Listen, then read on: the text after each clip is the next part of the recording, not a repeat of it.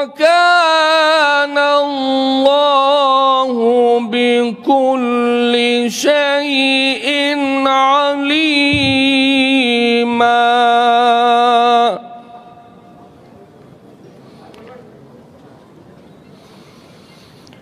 يَا أَيُّهَا الَّذِينَ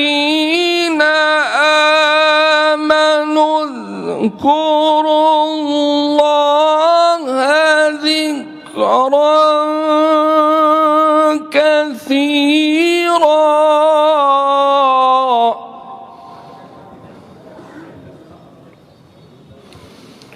وَسَبِّحُوهُ بُكْرَةً وَأَصِيلًا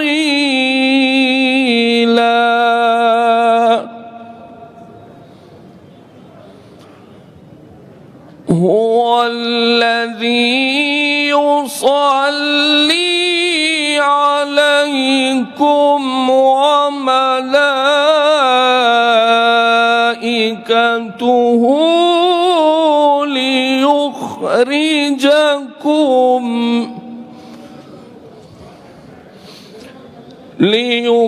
ليخرجكم من الظلمات إلى النور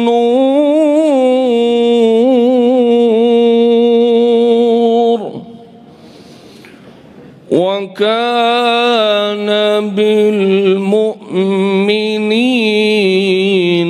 رحيما صدق الله العظيم.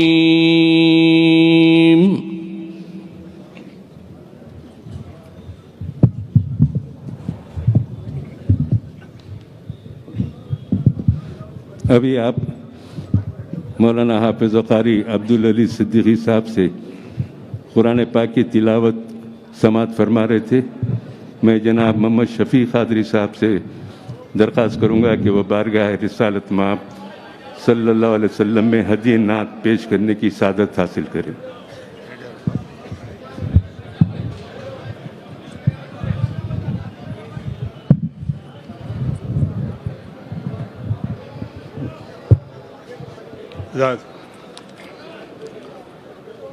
السلام علیکم ورحمۃ اللہ وبرکاتہ. چند شعر نعت پاک کے سماعت کرے صدر محترم کی اجازت سے.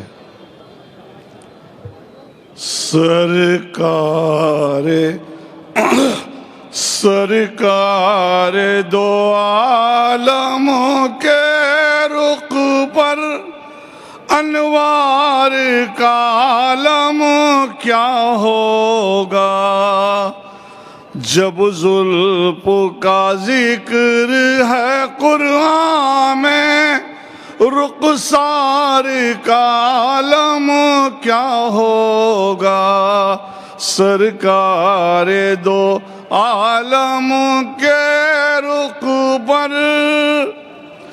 جب ان کے گدا بھر دیتے ہیں شاہان زمانہ کی جھولی جب ان کے گدا بھر دیتے ہیں شاہان زمانہ کی جھولی رے محتاج کا جب یہ عالم ہے مختار کا عالم کیا ہوگا محتاج کا جب یہ عالم ہے مختار کا عالم کیا ہوگا محبوب خدا کے جلووں سے ایمان کی آنکھیں روشن ہے بے دیکھے ہی جب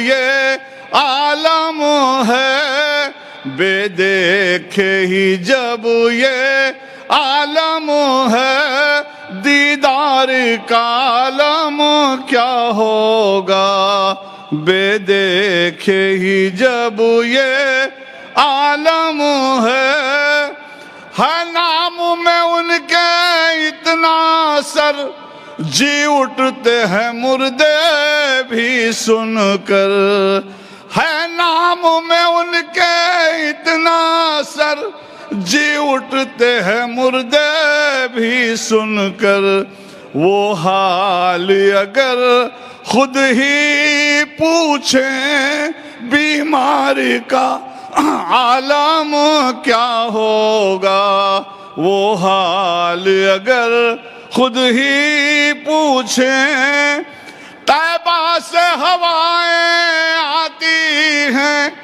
بے کل کو سکون مل جاتا ہے طیبہ سے ہوائیں آتی ہیں بے کل کو سکون مل جاتا ہے اس پار کا جب یہ عالم ہے اس پار کا عالم کیا ہوگا اس پار کا جب یہ عالم ہے اس پار کا عالم کیا ہوگا محتاج کا جب یہ عالم ہے مختار کا عالم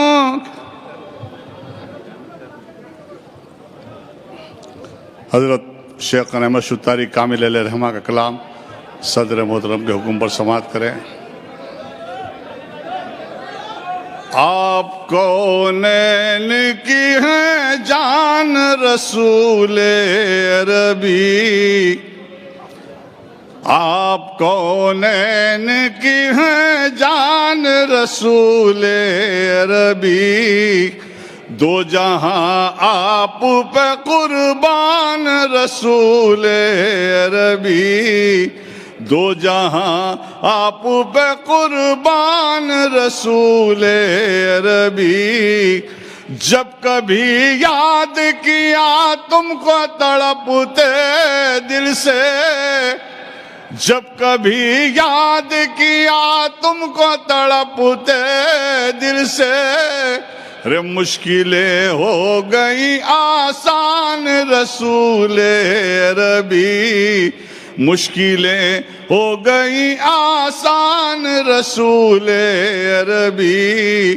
یاد طیبہ کی کلیجے سے لگی رہتی ہے زندگی کا ہے یہ سامان رسول عربی زندگی کا ہے یہ سامان رسول عربی آپ بھولیں نہ کبھی ہم سے گناہ گاروں کو یاد ہے آپ کے احسان رسول عربی یاد ہے آپ کے احسان رسول عربی روح کرتی ہے میری آپ کے روضے کا طواف روح کرتی ہے میری آپ کے روضے کا طواف جاہے سو جان سے قربان رسول عربی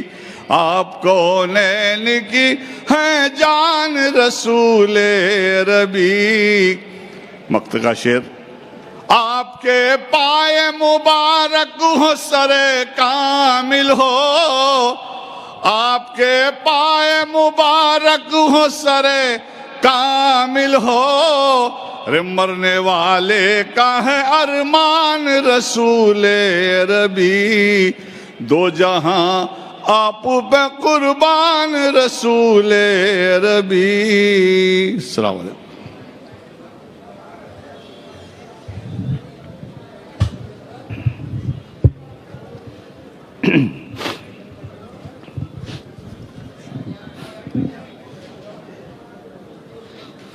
اعوذ باللہ من الشیطان الرجیم بسم اللہ الرحمن الرحیم صدر جلسہ محترم نقیب ملت الحاج بیرسٹر اسد الدین اویسی صاحب صدر کل مجلس اتحاد المسلمین و رکن پارلیمنٹ مجلس اراکین اسمبلی و کونسل، کارپوریٹرز، صدور معتمدین، کارکنان مجالس ابتدائی، محبان مجلس، میں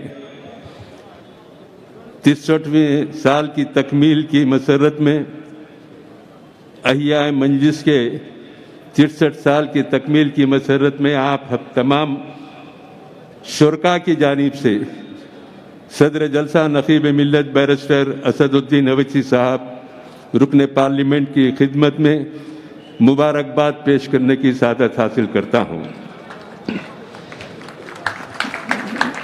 یہ 63 سال مجلس اتحاد المسلمین کے لیے بہت ہی قیمتی تھے، اور اس عرصے میں کئی نشیب فراز سے جماعت کو گزرنا پڑا،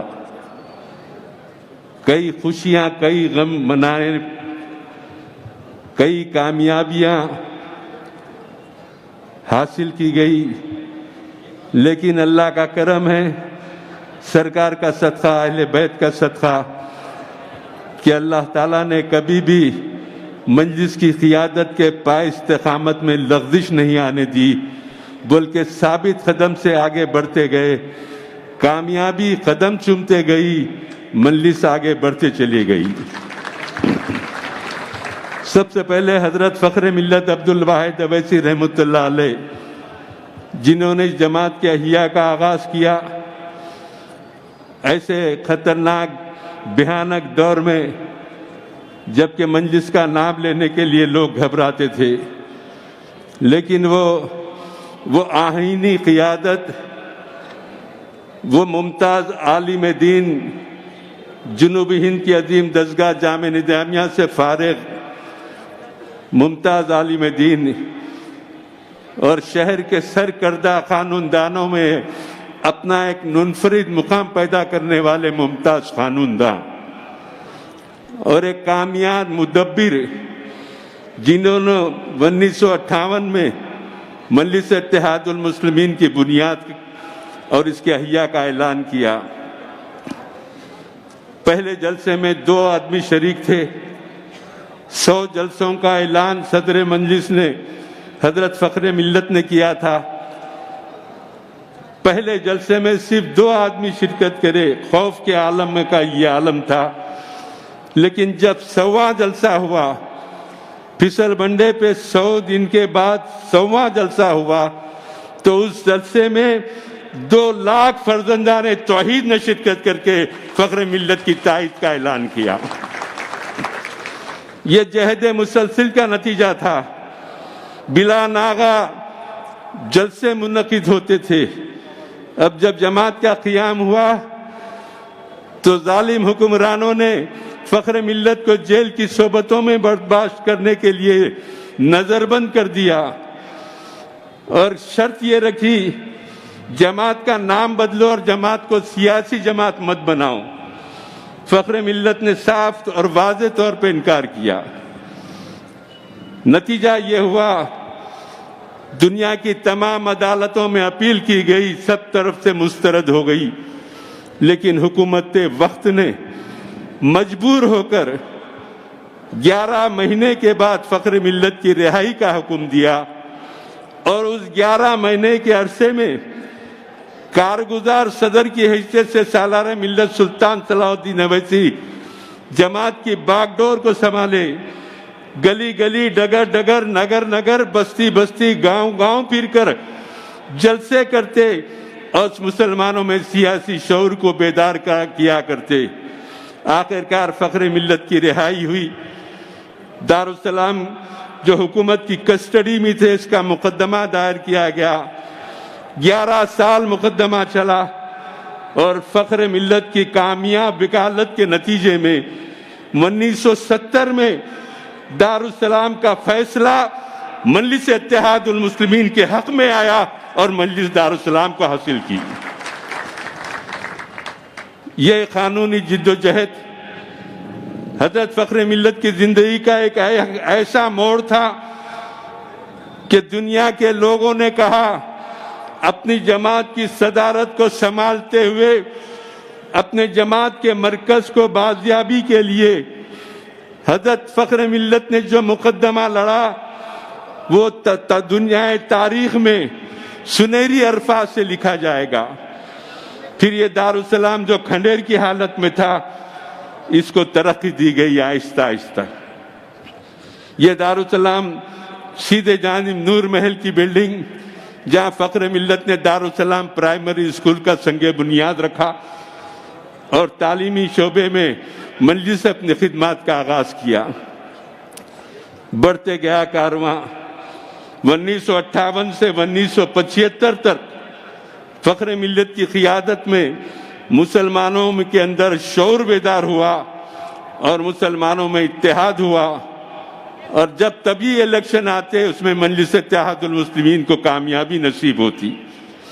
پھر سالار ملت سلطان صلاح الدین اویسی رحمت اللہ علیہ 1975 میں صدر نامزد ہوئے اور اپنے دور صدارت میں دارالسلام کو کافی ترقی دی۔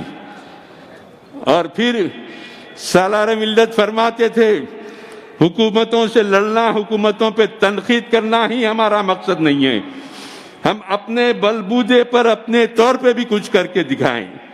چنانچہ سالار ملت کا عزم تھا، انہوں نے ایک دواخانے کی بنیاد ڈالی، Owaisi hospital and research centre کی، اور سنگ بنیاد کی تقریب کے دن دعا کرتے ہوئے سالار ملت نے کہا کہ اللہ، آپ کے سرکار مدینہ کی امت کے لیے دواخانے کی بنیاد رکھی گئی ہے، ہم بے سر و سامان پروردگار تو ہمارے اس کام میں برکت دے، اس کام کی تکمیل کر۔ یہ دعا کے بعد کام کا آغاز ہوا، اور آج ہندوستان کے اندر اویسی ہاسپٹل ایک ایسا ریسرچ سینٹر ہے جس کو دیکھنے کے لیے لوگ باہر سے آتے اور یہ کہتے، اپوزیشن میں رہنے کے بعد، جیلوں کو جانے کے بعد، حکومت سے لڑنے کے بعد اتنا شاندار دواخانہ بنایا، حکومتوں میں رہنے والوں نے نہیں بنایا، اپوزیشن میں رہنے والوں نے بنایا۔ یہ سب فخر ملت، سالار ملت کی کاوشیں اور آپ حضرات کی جماعتی وابستگی کا نتیجہ۔ ابتدا میں آپ نے جماعت کو اپنے اتحاد کی طاقت دی، جماعت بڑھتے گئی، آگے بڑھتے گئی، کام کرتے گئی۔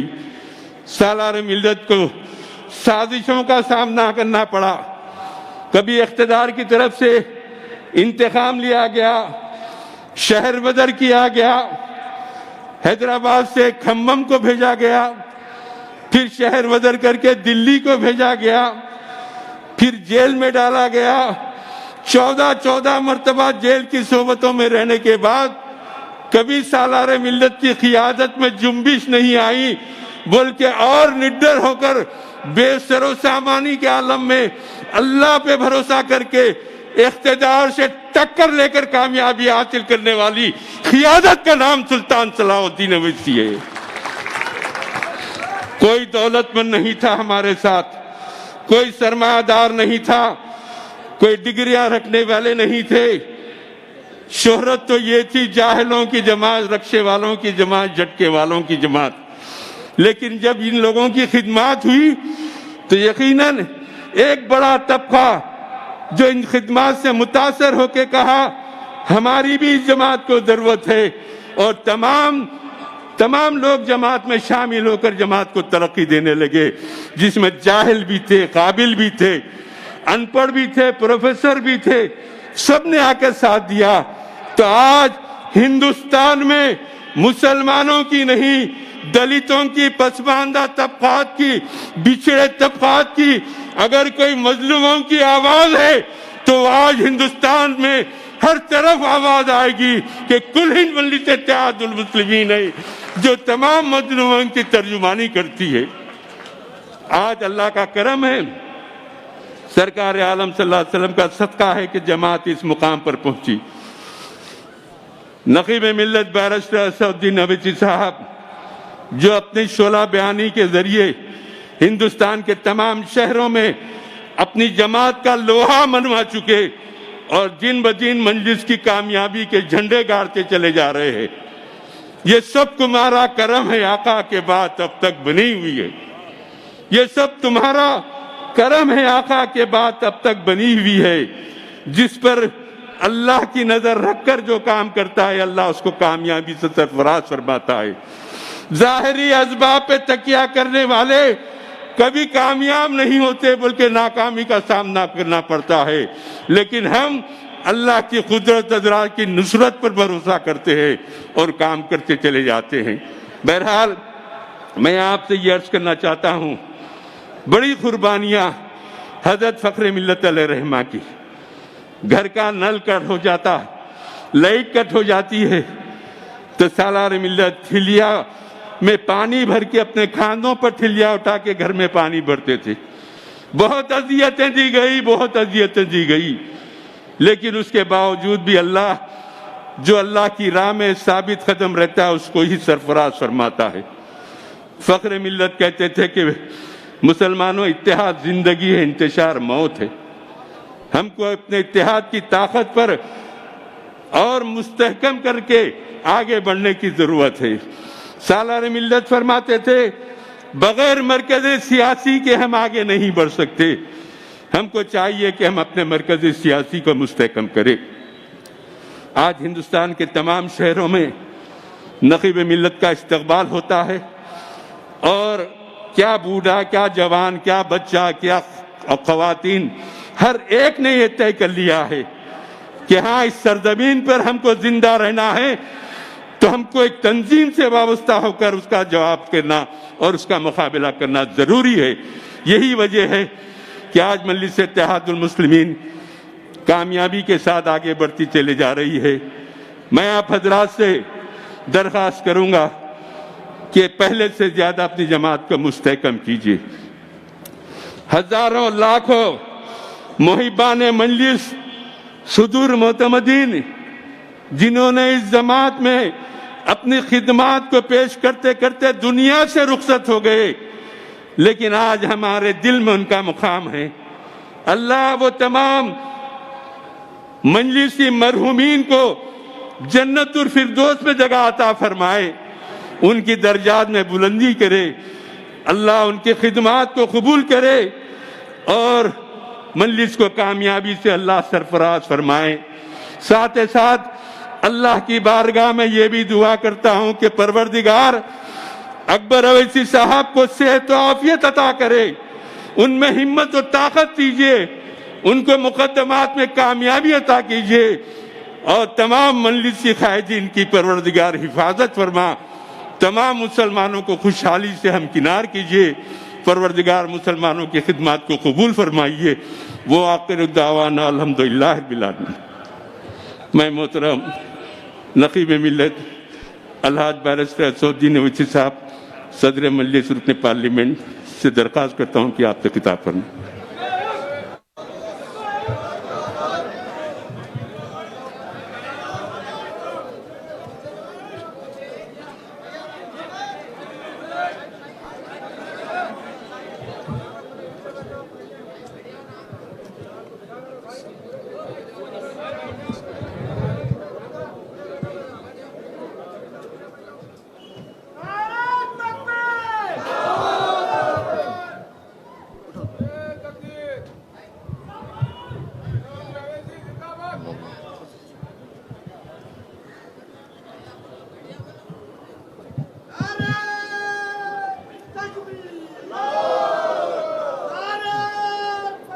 اعوذ باللہ من الشیطان الرجیم، بسم اللہ الرحمن الرحیم، السلام علیکم ورحمۃ اللہ وبرکاتہ۔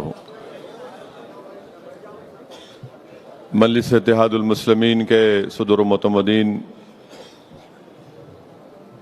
اراکین مجلس اتحاد المسلمین، مجلس اتحاد المسلمین کے اراکین اسمبلی، اراکین قانون ساز کونسل، اراکین بلدیہ، سابقہ اراکین بلدیہ، محبان مجلس اتحاد المسلمین، اضلاع سے تشریف لائے مجلس اتحاد المسلمین کے صدر و معتمدین، معزز حاضرین اکرام، بزرگان ملت، میری عزتدار ماں اور بہنوں، میں سب سے پہلے آپ تمام کو احیاء مجلس اتحاد المسلمین اور آج کے اس مبارک 63واں احیاء مجلس اتحاد المسلمین کی آپ تمام کو مبارکباد پیش کرتا ہوں۔ میں آپ کا شکر گزار بھی ہوں کہ آپ تمام کا ساتھ، آپ تمام کی محنت، آپ تمام کی جستجو، آپ تمام کی قربانیاں آج مجلس اتحاد المسلمین کو الحمدللہ ملک کی سیاست میں ایک منفرد مقام عطا کیا ہے۔ مجلس اتحاد المسلمین کا یہ لمبا سیاسی سفر کوئی آسان سفر نہیں رہا ہے، اور نہ ہی آئندہ 63 سال ہو یا 100 سال ہو وہ سفر آسان رہے گا۔ میں اس موقع پر مجلس اتحاد المسلمین کے تمام مرحوم قائدین کو جو آج اس دنیا میں نہیں ہے ان کو خراج عقیدت پیش کرتا ہوں۔ میں اللہ سے دعا کرتا ہوں کہ اللہ سبحانہ و تعالی وہ تمام مجلس کے مرحوم قائدین کو، صدر و معتمدین کو، جنہوں نے اپنی سیاسی جماعت کے لیے جستجو کی، محنت کی، اللہ سبحانہ و تعالی ان تمام کی مغفرت کرے۔ اللہ سبحانہ و تعالی ان کا نیک نعمت بدل ہم کو عطا فرمائے، اور یقیناً فخر ملت علیہ الرحمہ کے ساتھ جتنے بھی مرحوم قائدین نے اس جماعت کی مضبوطی کے لیے جستجو کی، قربانیاں کی، وہ تمام کے تمام قابل مبارکباد ہیں۔ میرے پاس الفاظ نہیں ہیں کہ میں کیسے ان کو خراج تحسین پیش کر سکوں، میں کیسے ان لوگوں کو خراج عقیدت پیش کر سکوں، کیونکہ میں نے اپنے بچپنے میں دیکھا ہے مجلس اتحاد المسلمین کے حالات کو، مگر 63 سال پہلے کیا حالات تھے وہ میں نے اپنی آنکھوں سے نہیں دیکھا، بلکہ میں نے اپنے بزرگوں سے سنا ہے کہ جب مجلس اتحاد المسلمین کا احیا کیا گیا تھا تو اس وقت مجلس اتحاد المسلمین کے ساتھ نہ عوام تھی، اس وقت مجلس اتحاد المسلمین کے پاس نہ دارالسلام تھا، اس وقت مجلس اتحاد المسلمین کے پاس یہ عالی شان تعلیمی ادارے تھے جس میں مسلم اقلیت کے بچے اور بچیاں 35 سال سے doctor, engineer, MBA، MCA، architecture کی ڈگریاں حاصل کر رہی ہیں۔ یہ سب چیزیں مجلس کے پاس نہیں تھیں۔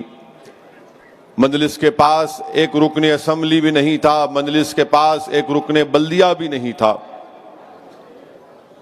آپ سوچئے کہ کسی سیاسی جماعت کے پاس یہ تمام چیزیں نہیں تھیں،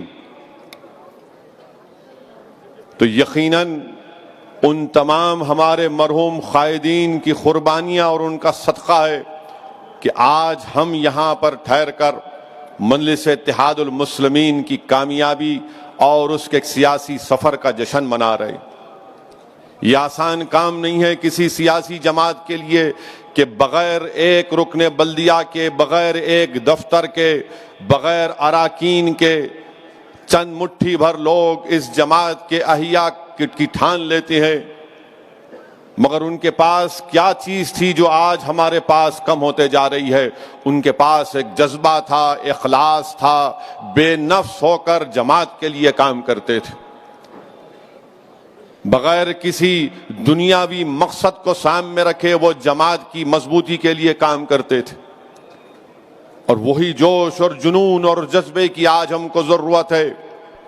یاد رکھیے، اگر کوئی سیاسی جماعت دنیاوی مقاصد میں یا پھر اس جماعت کی شان و شوکت میں یا اس کی جماعت کی مقبولیت میں کھو جاتی ہے اور اپنے اصل مقصد سے ہٹ جاتی ہے، تو پھر وہ سیاسی جماعت کا سفر زیادہ دن تک نہیں رہے گا۔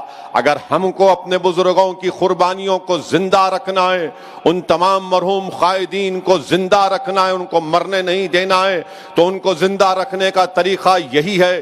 میں اپنے صدر و معتمدین اور اپنے جیال اراکین کے درمیان میں کھڑے ہو کر آپ سے کہہ رہا ہوں کہ دوبارہ ہم کو وہ جذبہ پیدا کرنا پڑے گا جس کی بنا پر ہم آج یہاں تک پہنچے ہیں۔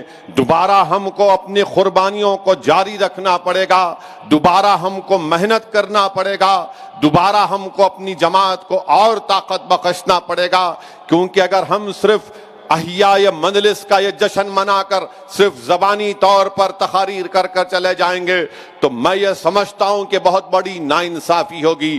میرے عزیز دوستوں اور بزرگوں، ہم کو اپنے مرحوم قائدین کو زندہ رکھنا ہے، چاہے وہ فخر ملت ہو، چاہے وہ سالار ملت ہو، چاہے وہ مرحوم اسماعیل ذبیح ہو، چاہے وہ مرحوم ہمارے معتمد صاحب ہوں، چاہے وہ مرحوم حبیب محمد خان ڈلازی ہو، ان تمام قائدین، چاہے وہ رحمت حسین زیدی کیوں نہ ہو، ان تمام بزرگوں نے اس جماعت کے لیے بہت قربانیاں دی۔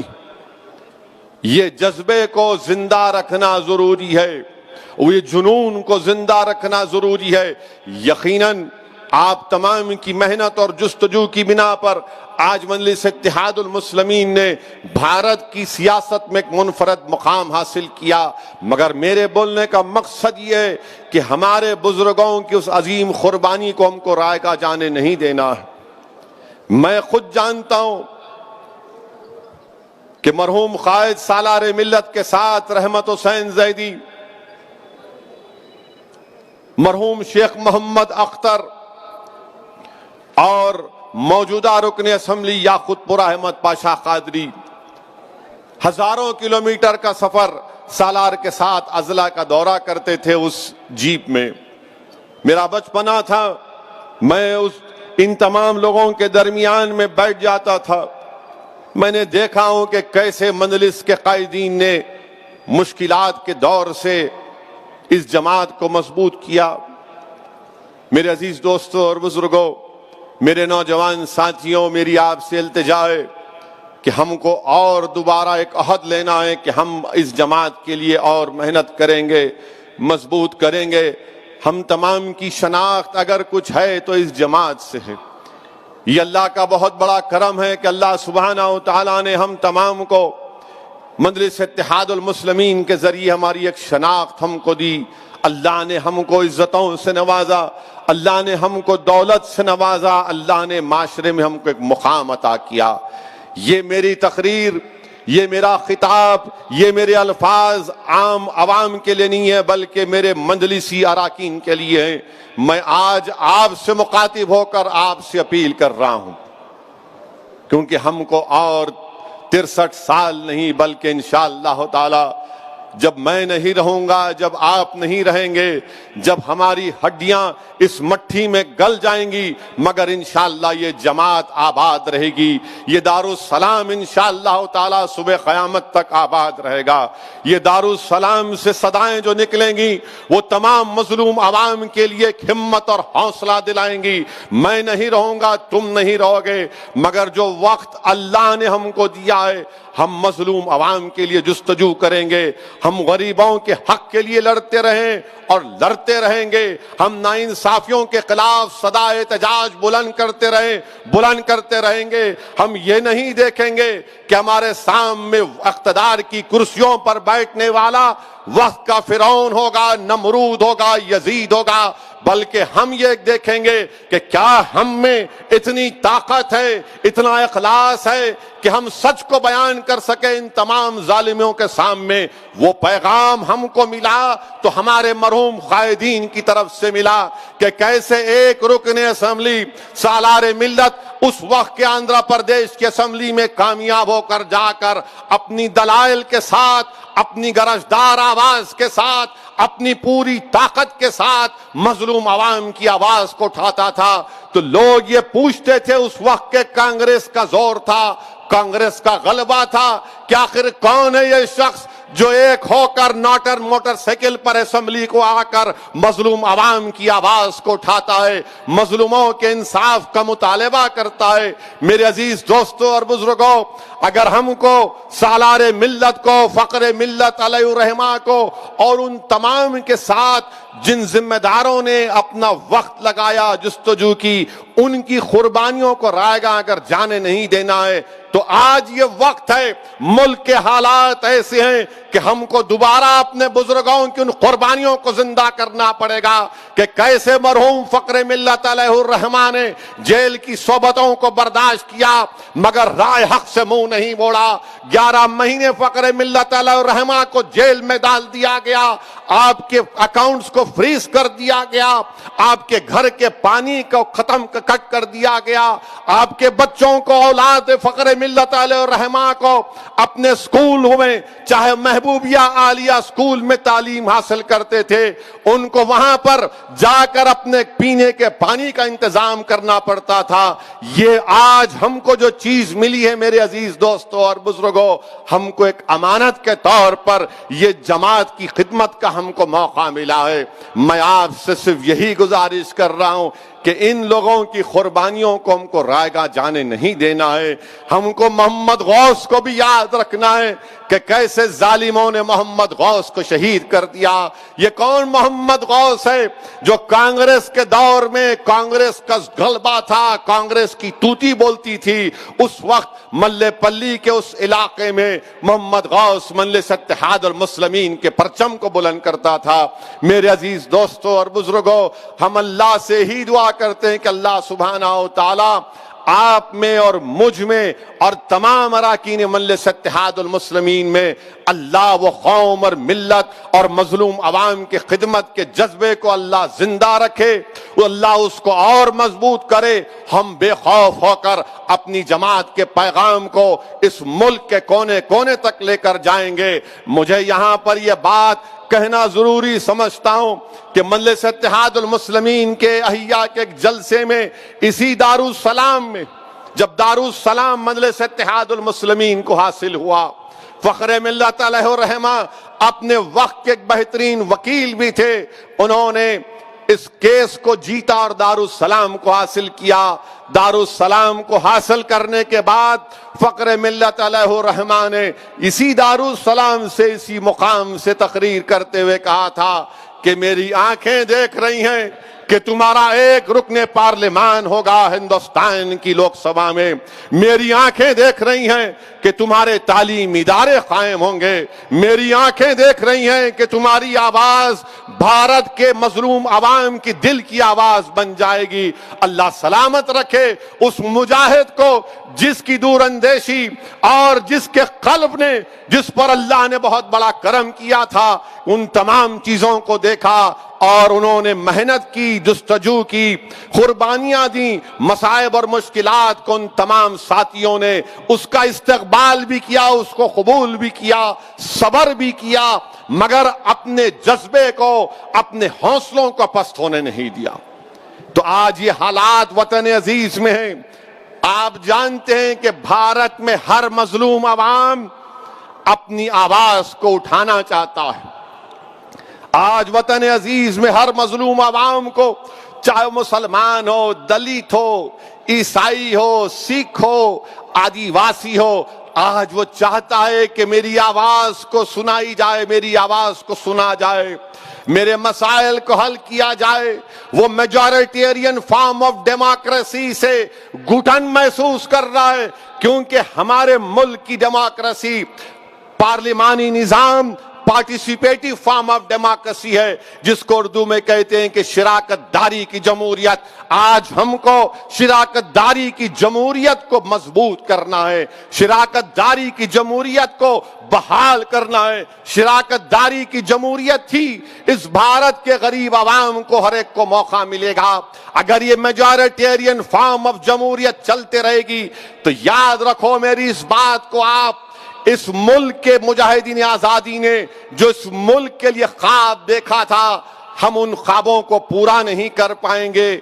मेरे अजीज दोस्तों और बुजुर्गों, मजलिस इत्तेहादुल मुस्लिमीन को अल्लाह का बहुत बड़ा करम और फजल रहा कि अल्हम्दुलिल्लाह मजलिस इत्तेहादुल मुस्लिमीन ने कामयाबियां हासिल की तालीम के मैदान में।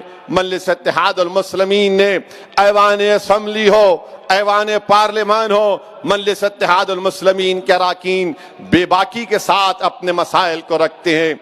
मैं इस मौके पर आप तमाम का शुक्रिया भी अदा करता हूं कि अल्हम्दुलिल्लाह आप तमाम ने मेहनत और जुस्तजू की, हम तमाम ने मेहनत की और हैदराबाद के बल्दिया के इंतखाबात में दोबारा मजलिस इत्तेहादुल मुस्लिमीन के 44 अरकान बल्दिया कामयाब हैं। मैं आपका शुक्रिया अदा करता हूं। ये काम नहीं हो सकता था, ये कामयाबी हमको नहीं मिल सकती थी जब तक अल्लाह हम पर करम नहीं करता। अल्लाह ने करम किया और हम तमाम ने बहैसियत टीम वर्क के इज्तिमाइयत को हमने सामने रखकर मेहनत की और अल्हम्दुलिल्लाह हमको कामयाबी से हमकिनार रब्बुल आलमीन ने किया। मैं आपको शुक्रिया अदा करता हूं, मुबारकबाद देता हूं, क्योंकि बातिल ताकतें अपना तूफान यहां पर बर्पा करना चाहती थी। कोई कह रहा था कि सर्जिकल स्ट्राइक करेंगे, कोई कह रहा था कि सरजमीन हैदराबाद पर रोहिंग्या पाकिस्तानी अफगानी रहती हैं, मगर अल्हम्दुलिल्लाह हैदराबाद की आवाम का भी शुक्रिया, हैदराबाद के तमाम उन वोटर्स का शुक्रिया जिन्होंने एक मुंह तोड़ उन लोगों को जवाब दिया, उस सियासी जमात को जवाब दिया जिसका नाम बीजेपी है, और उनसे कह दिया कि कोई सर्जिकल स्ट्राइक नहीं होगा, जमहूरी तरीके से हम तुम पर स्ट्राइक करेंगे। और हमने अपने अरकान बल्दिया को कामयाब किया। यकीनन हमारे बाज़ मुकामात से हमने उम्मीदवार को नहीं खड़ा किए, हमने अपने उम्मीदवार को बाज़ वार्ड से हमको कामयाबी नहीं मिली, इसकी वजह है और उस कमजोरियों को दूर किया जाएगा। और मैंने वादा भी किया है कि इंशाअल्लाह ताला उन कमजोरियों को हम दूर करेंगे ताकि आने वाले 5 साल के बाद हम ज्यादा तादाद में अपने अरकान बल्दिया को कामयाब करेंगे। मगर मैं हमारे तमाम अरकान बल्दिया को, अरकान असम्बली को, चाहे वो तेलंगाना के अरकान असम्बली हो, महाराष्ट्र के अरकान असम्बली हो, या बिहार के अरकान असम्बली हो, या उत्तर प्रदेश के हमारे अरकान बल्दिया हो, या दासना के चेयरमैन हो, मैं इन सब से अपील कर रहा हूं कि जो भरोसा अवाम ने हम पर किया, उस भरोसे पर हमको उसको कायम रखना है। अवाम के भरोसे को शर्मिंदा होने मत दीजिए, अवाम के दरमियान में रहिए, अवाम का काम करिए। चाहे असदुद्दीन ओवैसी हो, या मजलिस का कोई रुकने असम्बली हो, या रुकने बल्दिया हो, इस बात को हमेशा याद रखिए कि अवाम ने हमको वोट इसलिए डाला और रब्बुल आलमीन ने हमको कामयाब इसलिए किया कि हम गरीबों की, अवाम की खिदमत करें, हम मजलूमों का साथ दें, जुल्म को रोकें, ब्लैकमेल को रोकें, किसी को कोई तकलीफ ना हो। जिस दिन कोई मजलिस का रुकने बल्दिया, रुकने असम्बली बशमूल असदुद्दीन ओवैसी ये समझेगा कि मैं बादशाह हूं, याद रखो उस वक्त तुम्हारा सियासी कैरियर खत्म हो जाएगा। जमहूरियत में, सियासत में कोई बादशाह नहीं, एक रुकने असम्बली है, एक रुकने बल्दिया है, एक रुकने पार्लिमान है। ये रब्बुल आलमीन का, अल्लाह का करम है कि अल्लाह हमको غریبوں کی خدمت کرنے کے لیے کامیاب کرتا ہے. جس دن ہم انا کا شکار ہو جائیں گے، جس دن ہم غرور اور تکبر کا شکار ہو جائیں گے، جس دن ہم عوام کو حقارت کی نظر سے دیکھیں گے، جس دن ہماری آنکھوں میں غریبوں کی محبت کم ہو جائے گی، جس دن ہماری آنکھوں میں غریب کی مضبوطی کم ہو جائے گی، یاد رکھو قدرت تم کو ختم کر دے گی. میں اپنی آنکھوں سے دیکھا ہوں، میں جانتا ہوں ان چیزوں کو. اخلاص رکھو، متقی رہو، ڈرتے رہو اللہ سے، کیونکہ اللہ نے تم کو کامیاب کیا. تمہاری دولت نے تم کو کامیاب نہیں کیا، تمہاری طاقت نے تم کو کامیاب نہیں کیا، تمہاری شعلہ بیانی نے تم کو کامیاب نہیں کیا. ارے تم کامیاب ہوئے تو اللہ کی وجہ سے، تم کامیاب ہوئے اس لیے کہ تم مجلس اتحاد المسلمین کے پلیٹ فارم سے ٹکٹ لے کر لڑے تھے، اسی لیے اللہ نے ہم کو مجھے کامیاب کیا. جب تک یہ بات کو ہم زندہ رکھیں گے، ہم کو کامیابیاں ہمارے مقدر میں اللہ لکھتا جائے گا. یہ میں اپنے آپ کو بھی کہہ رہا ہوں، تمام کو کہہ رہا ہوں جو آج یہاں پر موجود ہیں. غریب کا ساتھ دو، ظالم کا ساتھ مت دو، مظلوموں کا ساتھ دو. اور ہم کو کوشش کرنا ہے، یقیناً اس راہ میں غلطیاں بھی ہو سکتی ہیں، مگر جو غلطی نیک نیتی پر ہوتی ہے اس غلطی کو مان سکتے ہیں. مگر جو غلطی آنکھیں کھلا رکھ کر، جو غلطی دیکھ کر ہوتی ہے، جان کر ہوتی ہے، وہ غلطی کی معافی نہیں ہو سکتی. میں صرف یہی کہہ رہا ہوں کہ ہم کو عوام کے لیے کام کرنا ہے. اور الحمدللہ بہار میں مجلس اتحاد المسلمین کے 5 اراکین اسمبلی کامیاب ہوئے. مجلس کے 5 اراکین اسمبلی کامیاب ہوئے. میرے عزیز دوستوں اور بزرگوں، 5 سال پہلے ہم نے الیکشن لڑا تھا، 6 سیٹ پر لڑے تھے اور 6 میں 1 سیٹ پر ضمانت بچا پائے تھے اور 5 پہ ہماری ضمانت چلی گئی تھی. اس وقت بھی مجلس کے مخالفین ہیں، بڑی بڑی باتیں کی کہ بی ٹیم ہے، کسی سے پوچھ کر الیکشن لڑ رہے ہیں، بہت الزام لگائے. مگر الحمدللہ ہم نے اپنے کام کو جاری رکھا، ان تمام الزامات کی پرواہ نہیں کی. 5 سال ہم نے محنت کی. اختر علی ایمان صاحب کی قیادت میں، آفتاب صاحب کی محنت اور وہاں پر مجلس کے ذمہ داروں کی محنت کی وجہ سے 5 سال ہم سیمانچل کی سرزمین پر کام کرتے رہے، محنت کرتے رہے. ہم سیمانچل کی انصاف کی لڑائی کا آغاز کیا تھا. 5 سال پہلے تک سیمانچل کا نام لینے سے لوگ کتراتے تھے. آج وقت کے چیف منسٹر نتیش کمار کو، ان کی حکومت کے وزراء کو کہنا پڑ رہا ہے کہ ہاں سیمانچل سے انصاف ہوگا. سیمانچل کا نام مجلس کے اراکین نے لیا تھا. 5 سال ہم نے محنت کی. 2019 کے لوک سبھا کے انتخابات میں مجلس نے حصہ لیا. اختر علی ایمان مجلس کے امیدوار تھے. 3 لاکھ ووٹ اختر علی ایمان کو حاصل ہو. 3 لاکھ ووٹ. ہم کو کامیابی نہیں ملی، ہم سمجھ رہے تھے، ہماری امید تھی کہ ہم کو کامیابی مل جائے گی. خیر اللہ کا فیصلہ، اللہ جانتا ہے، اللہ جو کچھ کرتا ہے اس میں بہتری ہوتی ہے. اسمبلی کے انتخابات ہوئے. مجلس نے 20 سیٹ پر الیکشن لڑا اور 20 میں 5 سیٹ پر مجلس اتحاد المسلمین کو سیمانچل کی جنتا نے کامیاب کیا. آج آپ جا کر دیکھیے یوٹیوب پر مجلس کے اراکین اسمبلی کی تقاریر ہیں جو بہار کے ودھان سبھا میں کھڑے ہو کر بے باک اور بے خوف طریقے سے وقت کی حکومت کے سامنے آنکھوں میں آنکھیں ملا کر سیمانچل کی جنتا کے انصاف کا مطالبہ کر رہے ہیں. چاہے مجلس کے اختر علی ایمان جو وہاں کے صدر ہیں اور بہار اسمبلی میں مجلس کے قائد مقننہ ہیں، اختر علی ایمان کی قیادت میں مجلس کے 5 اراکین وہاں پر اسمبلی میں سیمانچل کے انصاف کا مطالبہ کر رہے ہیں، سیمانچل کی پسماندگی کے خلاف لڑ رہے ہیں. یہی تو کام ہم کو کرنا ہے جو برسوں سے ان لوگوں کو موقع ملا تھا جو سیمانچل سے انصاف نہیں کیے تھے. الحمدللہ آج بہار میں میں آپ کو وعدہ کر رہا ہوں کہ انشاءاللہ تعالی بہار میں مجلس اتحاد المسلمین ایک نئی تاریخ رقم کرے گی. یہ میڈیا کے لوگ بڑے فکر مند رہتے ہمارے ایم ایل اے کے تعلق سے بہار کے, ہم سے زیادہ ان کو فکر رہتی ہے. وہ آپ کے ایم ایل اے, ارے بھائی جا کے ملنا ہے. چیف منسٹر ہے نتیش کمار, بی جے پی کے ساتھ ہیں مگر چیف منسٹر ہیں. سیمانچل کے انصاف کے لیے ان سے ملنا پڑے گا, ان سے مطالبہ کرنا پڑے گا. نہیں آپ کیوں ملے؟ ارے بھائی آپ فکر مت کریے, ہمارے گھر کی فکر ہم کو ہے, اپنے گھر کی فکر کرو.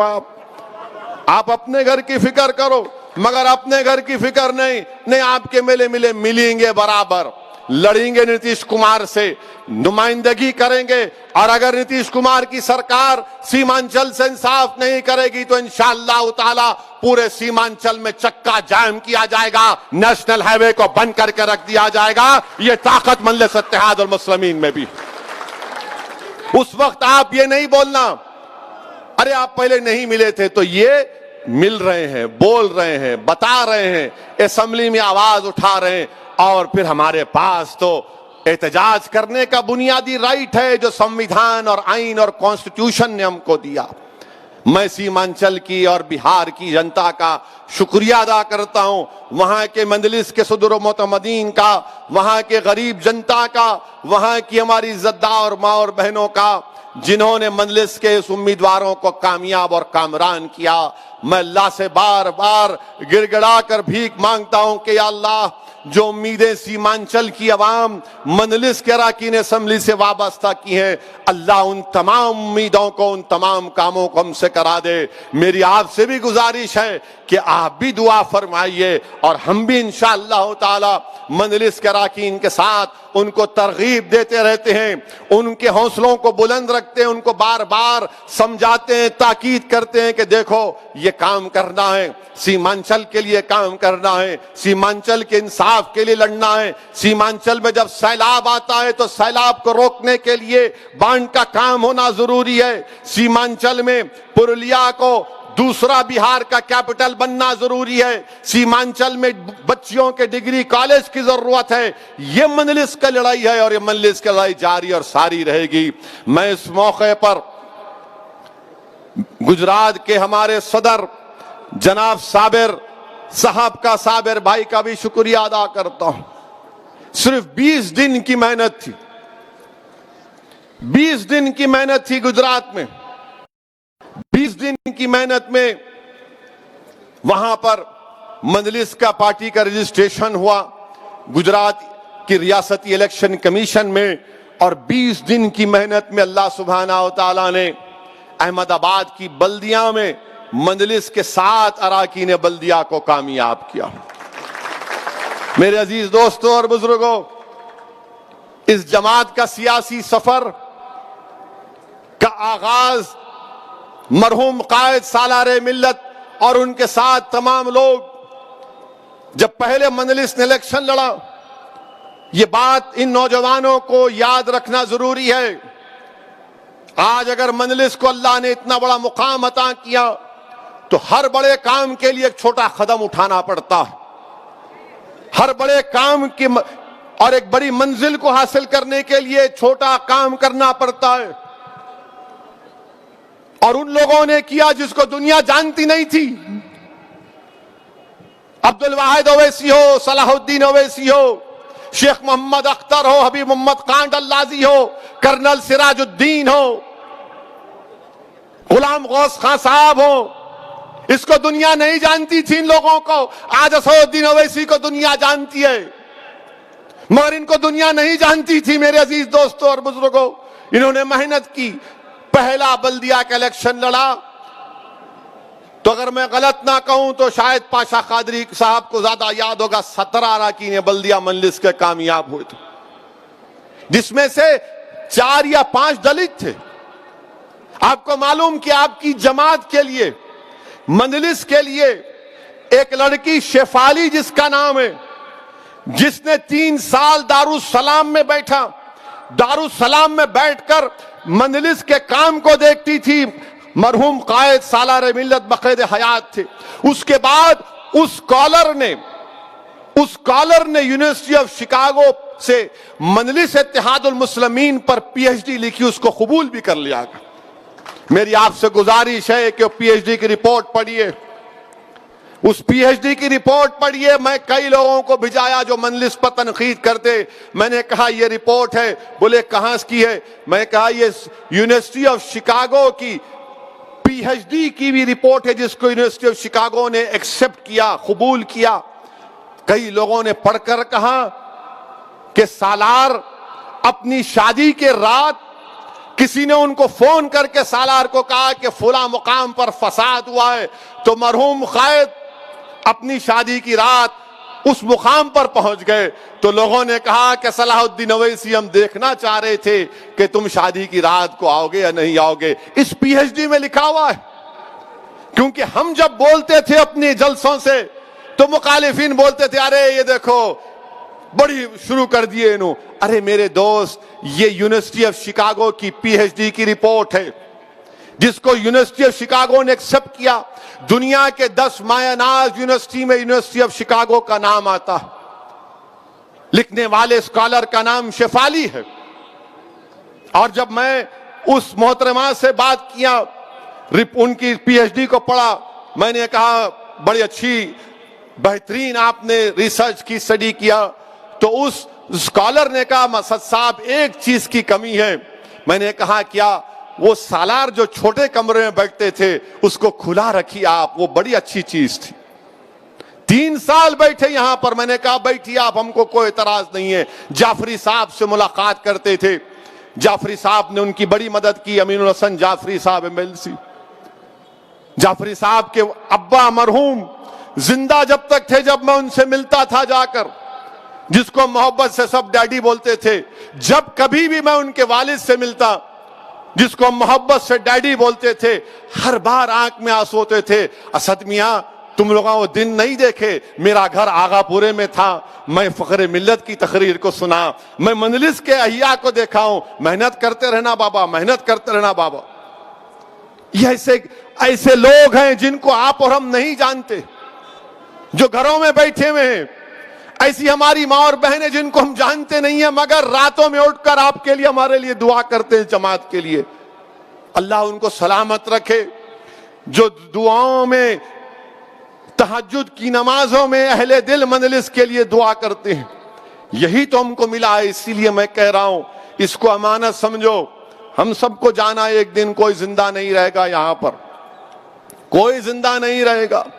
ہم سب کو جانا ایک دن زمین کی غذا بنیں گے، مگر انشاءاللہ تعالی ہم جب تک زندہ رہیں گے اپنی جماعت کے اصول پر، اپنی جماعت کی روایت پر، اپنی جماعت کے دستور پر، اور ہندوستان اور بھارت کی جمہوریت کو مضبوط کرنے کے لیے کام کرتے رہیں گے۔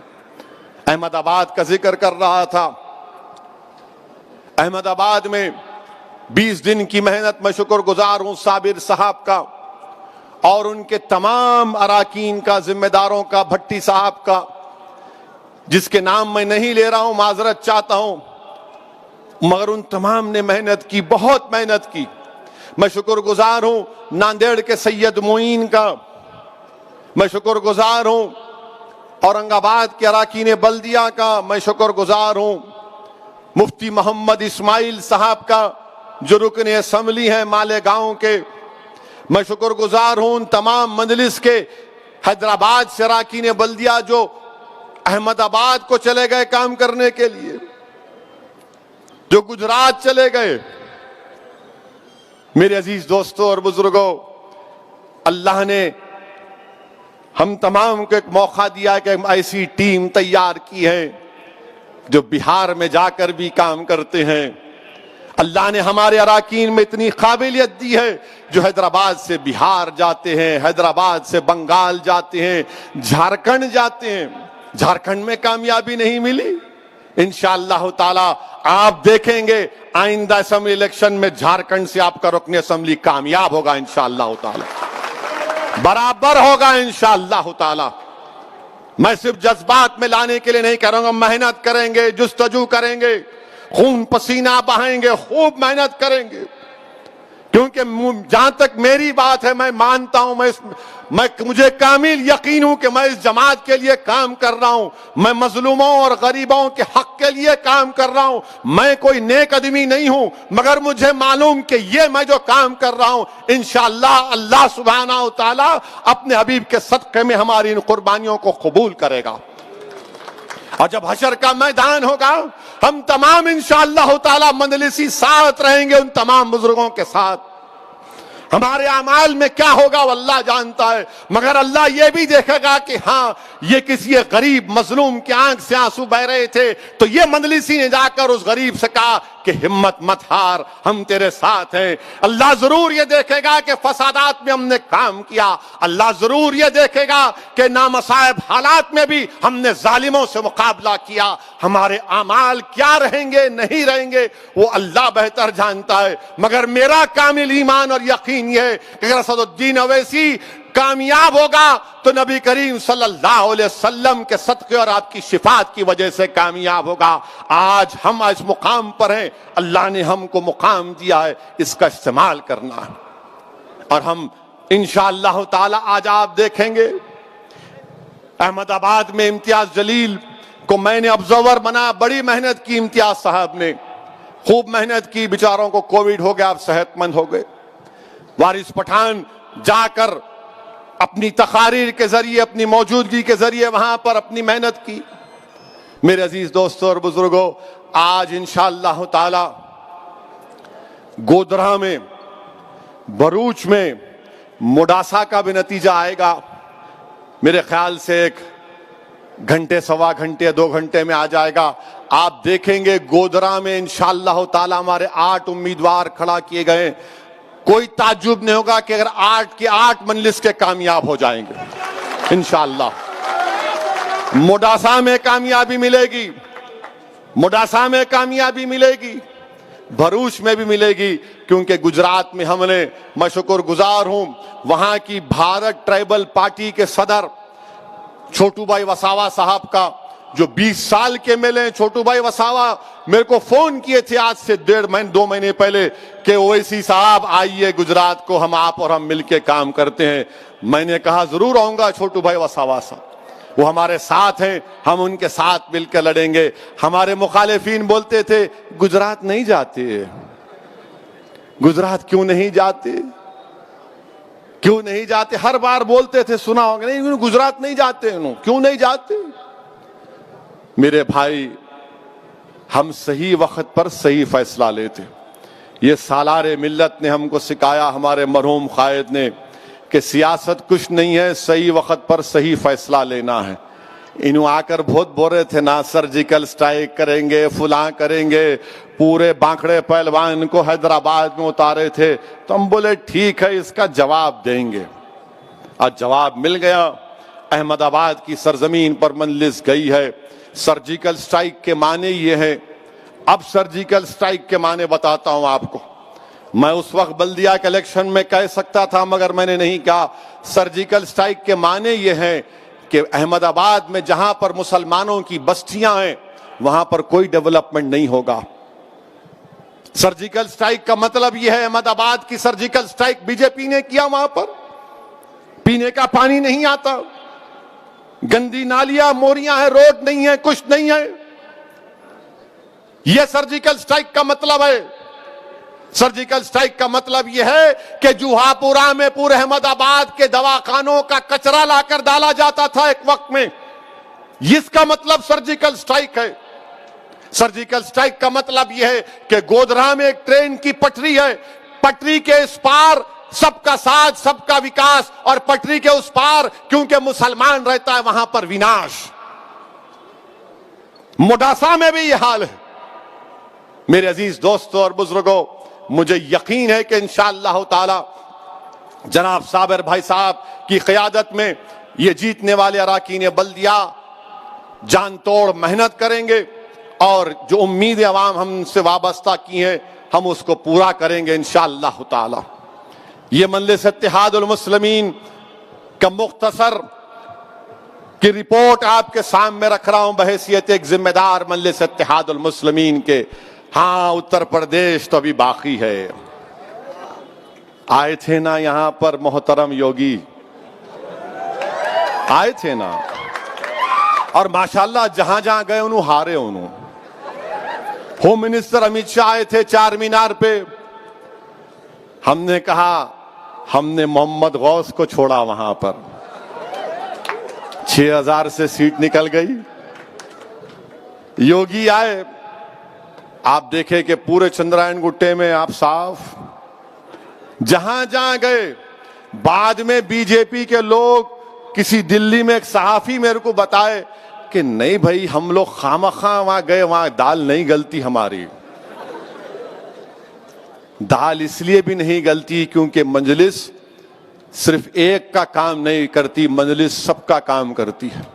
مجلس یہ نہیں دیکھتی کہ سامنے والے کا مذہب کیا ہے, مجلس یہ نہیں دیکھتی کہ مسلمان ہے, ہندو ہے, سکھ ہے, بنگالی ہے, دلت ہے, بیکورڈ کلاس ہے, گنگا پترا ہے, یا منور کاپو ہے, یا مدیراج ہے. مجلس دیکھتی تم آئے کام کے لیے, اللہ نے ہم کو منتخب کیا کام کرنے کے لیے, ہم نے کام کیا.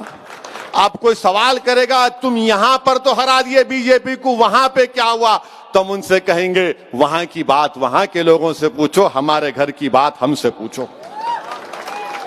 شاید اگر ہم 10 بڑھ کے لڑتے تو وہاں پر بھی ٹائم ہو جاتی بی جے پی کی. اب انشاءاللہ تعالی مستقبل میں ہم سوچیں گے. مگر الحمدللہ ریاست تلنگانہ میں پچھلے کئی برسوں سے امن رہا ہے, اور یہ امن برقرار رہنا چاہیے. میں اس کے لیے کریڈٹ دوں گا کے سی آر کی حکومت کو, یہاں کے ایڈمنسٹریشن کو, یہاں کے پولیس کے ذمہ داروں کو. الیکشن ہوتے رہیں گے, کوئی جیتے گا کوئی ہارے گا, مگر امن کو برقرار رکھنا. یہاں مولا علی میں ایک چھوٹا سا واقعہ ہوا تھا, میں نے فوراً ہمارے رکن قانون ساز کونسل ریاض الحسن افندی گولڈی کو کہا کہ جاؤ گولڈی, دلی سے فون کر جاؤ, فوراً جاؤ مولا علی. وہاں گئے, کمپلین کروایا. اور اگر کوئی سنگ پریوار کے لوگ سمجھ رہے ہیں کہ ہم ان پہ نظر نہیں رکھیں, ہم نظر رکھیں آپ پہ, ہم نظر رکھیں آپ پہ. آپ یہ مت سمجھیے کہ جو غلطی بہار میں وہاں کی حکومت نے, یا بنگال میں بنگال کی حکومت نے جو غلطیاں کی ہیں, ہم تو یہاں پر یہاں کی حکومت سے بھی کہہ رہے ہیں ذرا آپ ایک رپورٹ منگوا لو ان ریاستوں کی جہاں پر یہ تمام کارنامے انجام دیے, اور اس کے بعد ایک لاہ عمل طے کرو آپ. ہم چاہتے ہیں کہ تلنگانہ میں امن ہو, ہم چاہتے ہیں کہ احمد آباد میں بلکہ پورے بھارت میں امن مضبوط ہو. اور امن مضبوط اس وقت ہوگا جب مسلمان, دلت, سکھ کو انصاف ملے گا. انصاف ملنا چاہیے, اور انصاف ملنے کے لیے کیا ہے کہ آپ ان کو انسان کے طور پر دیکھو, ان کو حقارت کی نظر سے مت دیکھو. یہ کام مجلس اتحاد المسلمین کرتی آئی ہے اور کرتی رہے گی انشاءاللہ تعالی. میں اس موقع پر پھر سے اس بات کو دہراتا ہوں کہ مجلس اتحاد المسلمین بھارت کے کسانوں کے ساتھ کھڑی ہوئی ہے. مجلس اتحاد المسلمین اپنی طرف سے ان تمام 200 کسان جن کا انتقال ہو گیا, مجلس اتحاد المسلمین ان مرنے والے کسان خاندانوں کے ساتھ کھڑی ہے. ہم اللہ سے دعا کرتے ہیں کہ اللہ ان مرنے والے خاندان اور پریوار کو اللہ صبر دے.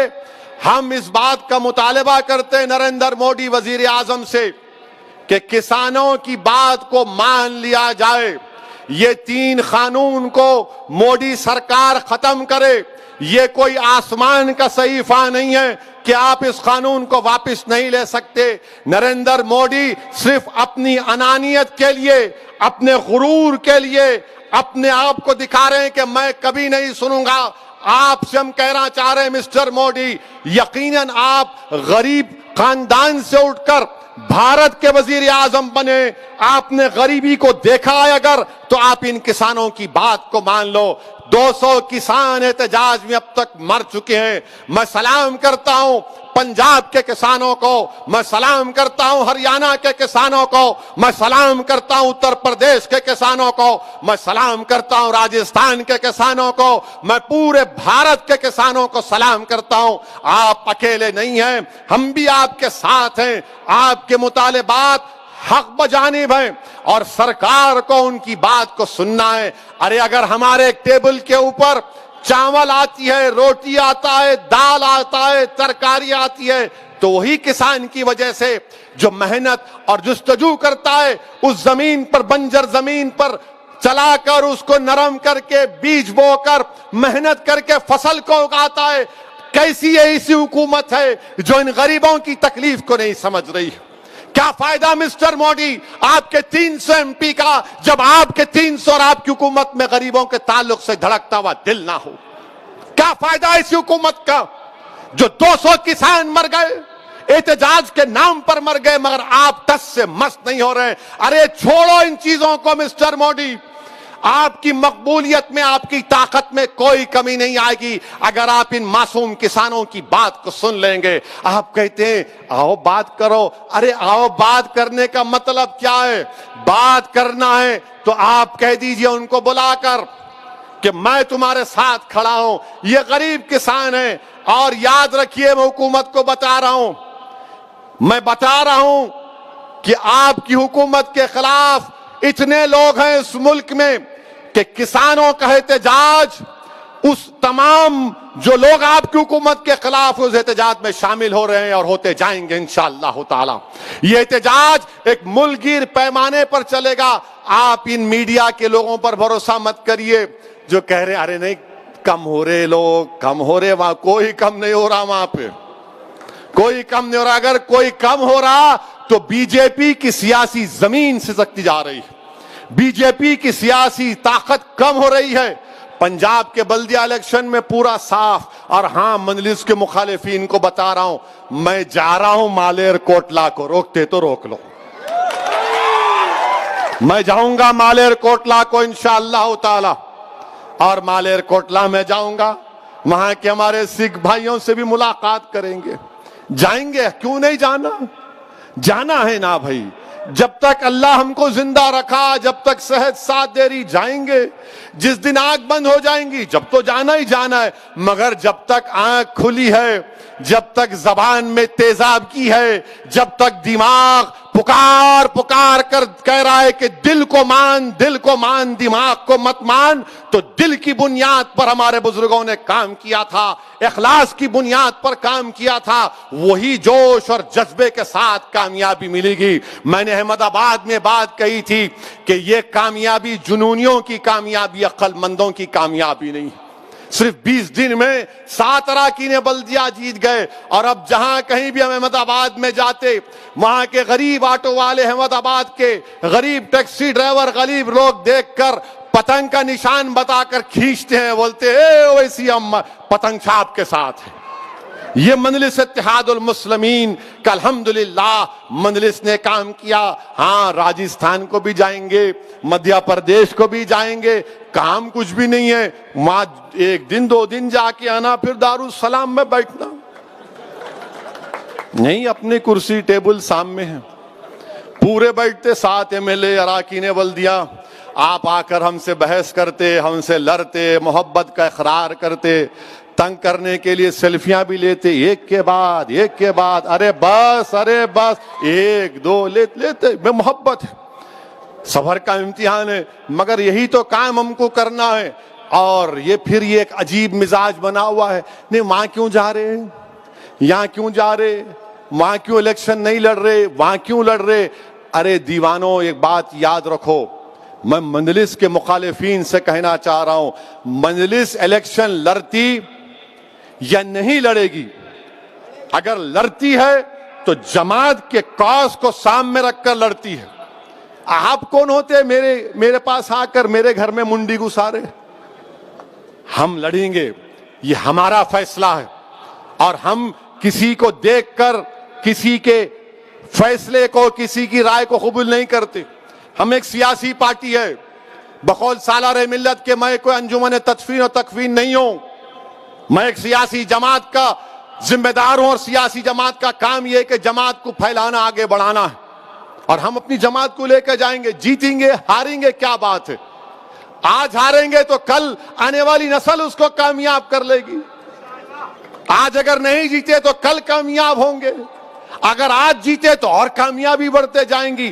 مگر ایک بات یہ لوگ نہیں سمجھ رہے کہ بھارت کے مسلمانوں میں، بھارت کے دلتوں میں، بھارت کے سکھوں میں، بھارت کے عیسائیوں میں، بلکہ ہمارے جو ہندو بھائی ہیں وہ بھی دیکھ رہے ہیں کہ بھائی آخر کوئی ایک وکلپ تو ہو، کوئی تو ایک آلٹرنیٹ پلیٹ فارم تو ہو.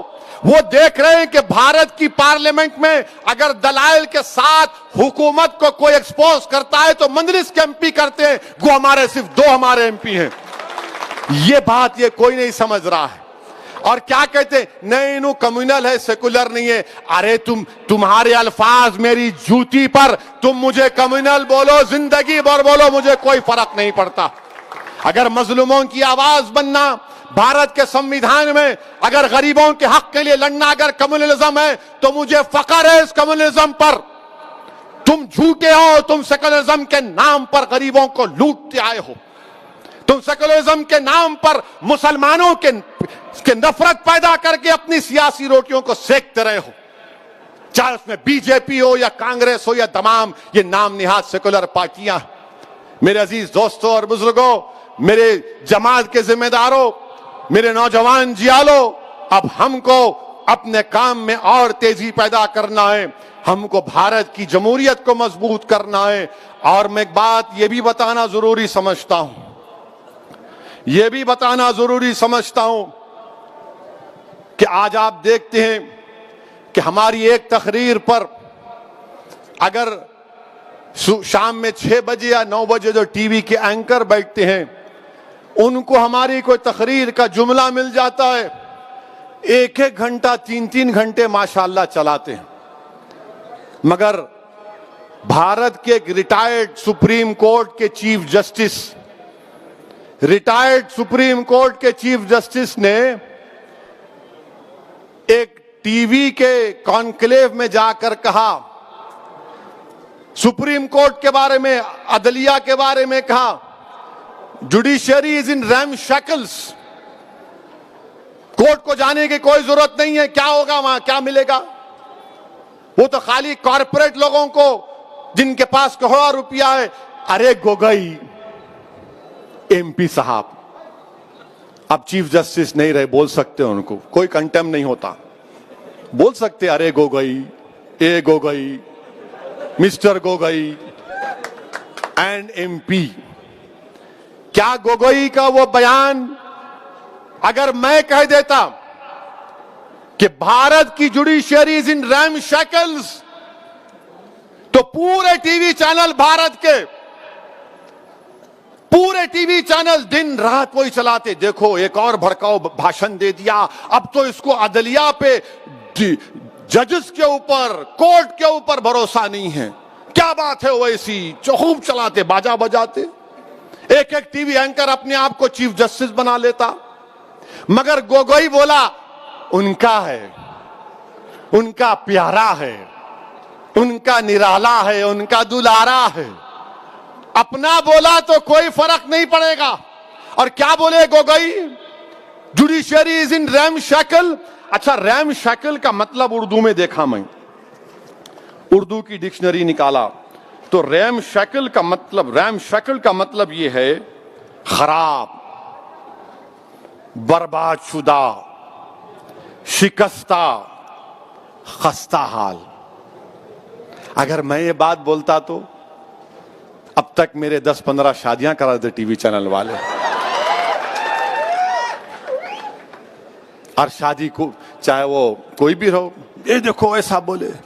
گوگوئی بولا تو کچھ نہیں، judiciary is in RAM shackle. اچھا گوگوئی صاحب، ہاں گوگوئی کیا بولا سنو، بول سکتے ہو اس کو، اب جمہوریت ہے، فریڈم آف ایکسپریشن ہے. اب لارڈ شپ نہیں بول سکتے ان کو، ابھی نہیں ہے نا، انہوں عام آدمی ہو گئے، انہوں اونچی کرسی بیٹھ جائے بولیں گے مائی لارڈ، می لارڈ. اب نہیں بول سکتے، آؤ گوگوئی بولیں گے. رنجن گوگوئی ان کا نام ہے. کیا کہا انہوں نے کہ غریبوں کو کوئی انصاف نہیں ملتا. گوگوئی غریب بھارت میں کون ہے؟ مسلمان ہے، سکھ ہے، دلت ہے، آدیواسی ہے. ہمارے ہندو بھائیوں میں بھی بہت غریب ہیں، او بی سی بھائیوں میں غریب ہیں. آپ یہ کہنا چاہ رہے ہیں کہ آپ چیف جسٹس تھے، آپ یہ کہنا چاہ رہے ہیں کہ بھارت کے غریب عدالت سے انصاف کی امید ختم کر لیں؟ آپ یہ کہنا چاہ رہے ہیں کہ وہ کارپوریٹ لوگ جن کے پاس کروڑوں روپے ہے، وہ کروڑوں روپے کی بنیاد پر انصاف ملے گا، غریب مسلمان کو انصاف نہیں ملے گا جس کی آنکھوں کے سامنے اس کی مسجد کو شہید کر دیا گیا تھا؟ ایک سکھ کو انصاف نہیں ملے گا جس کی آنکھوں کے سامنے اس کے باپ کے گلے میں جلتا ہوا ٹائر ڈالا گیا تھا دلی کی سرزمین پر؟ اس سکھ کو جس کے خون سے دلی کی سرزمین کو لال کیا گیا تھا؟ اس دلت کو انصاف نہیں ملے گا محض اس بنا پر کہ وہ اپنی شادی پہ گھوڑے پہ نکلتا ہے یا منہ چھوڑتا ہے اس کو مارا جاتا ہے؟ اس دلت بچی سے انصاف نہیں ملے گا جس کو کھیتوں میں لے جا کر ایک ایک نہیں 5 لوگ ریپ کر کے اس کو قتل کر دیتے ہیں؟ اس آدیواسی کو انصاف نہیں ملے گا جس کے گھروں کو زمین کو لوٹا جا رہا ہے؟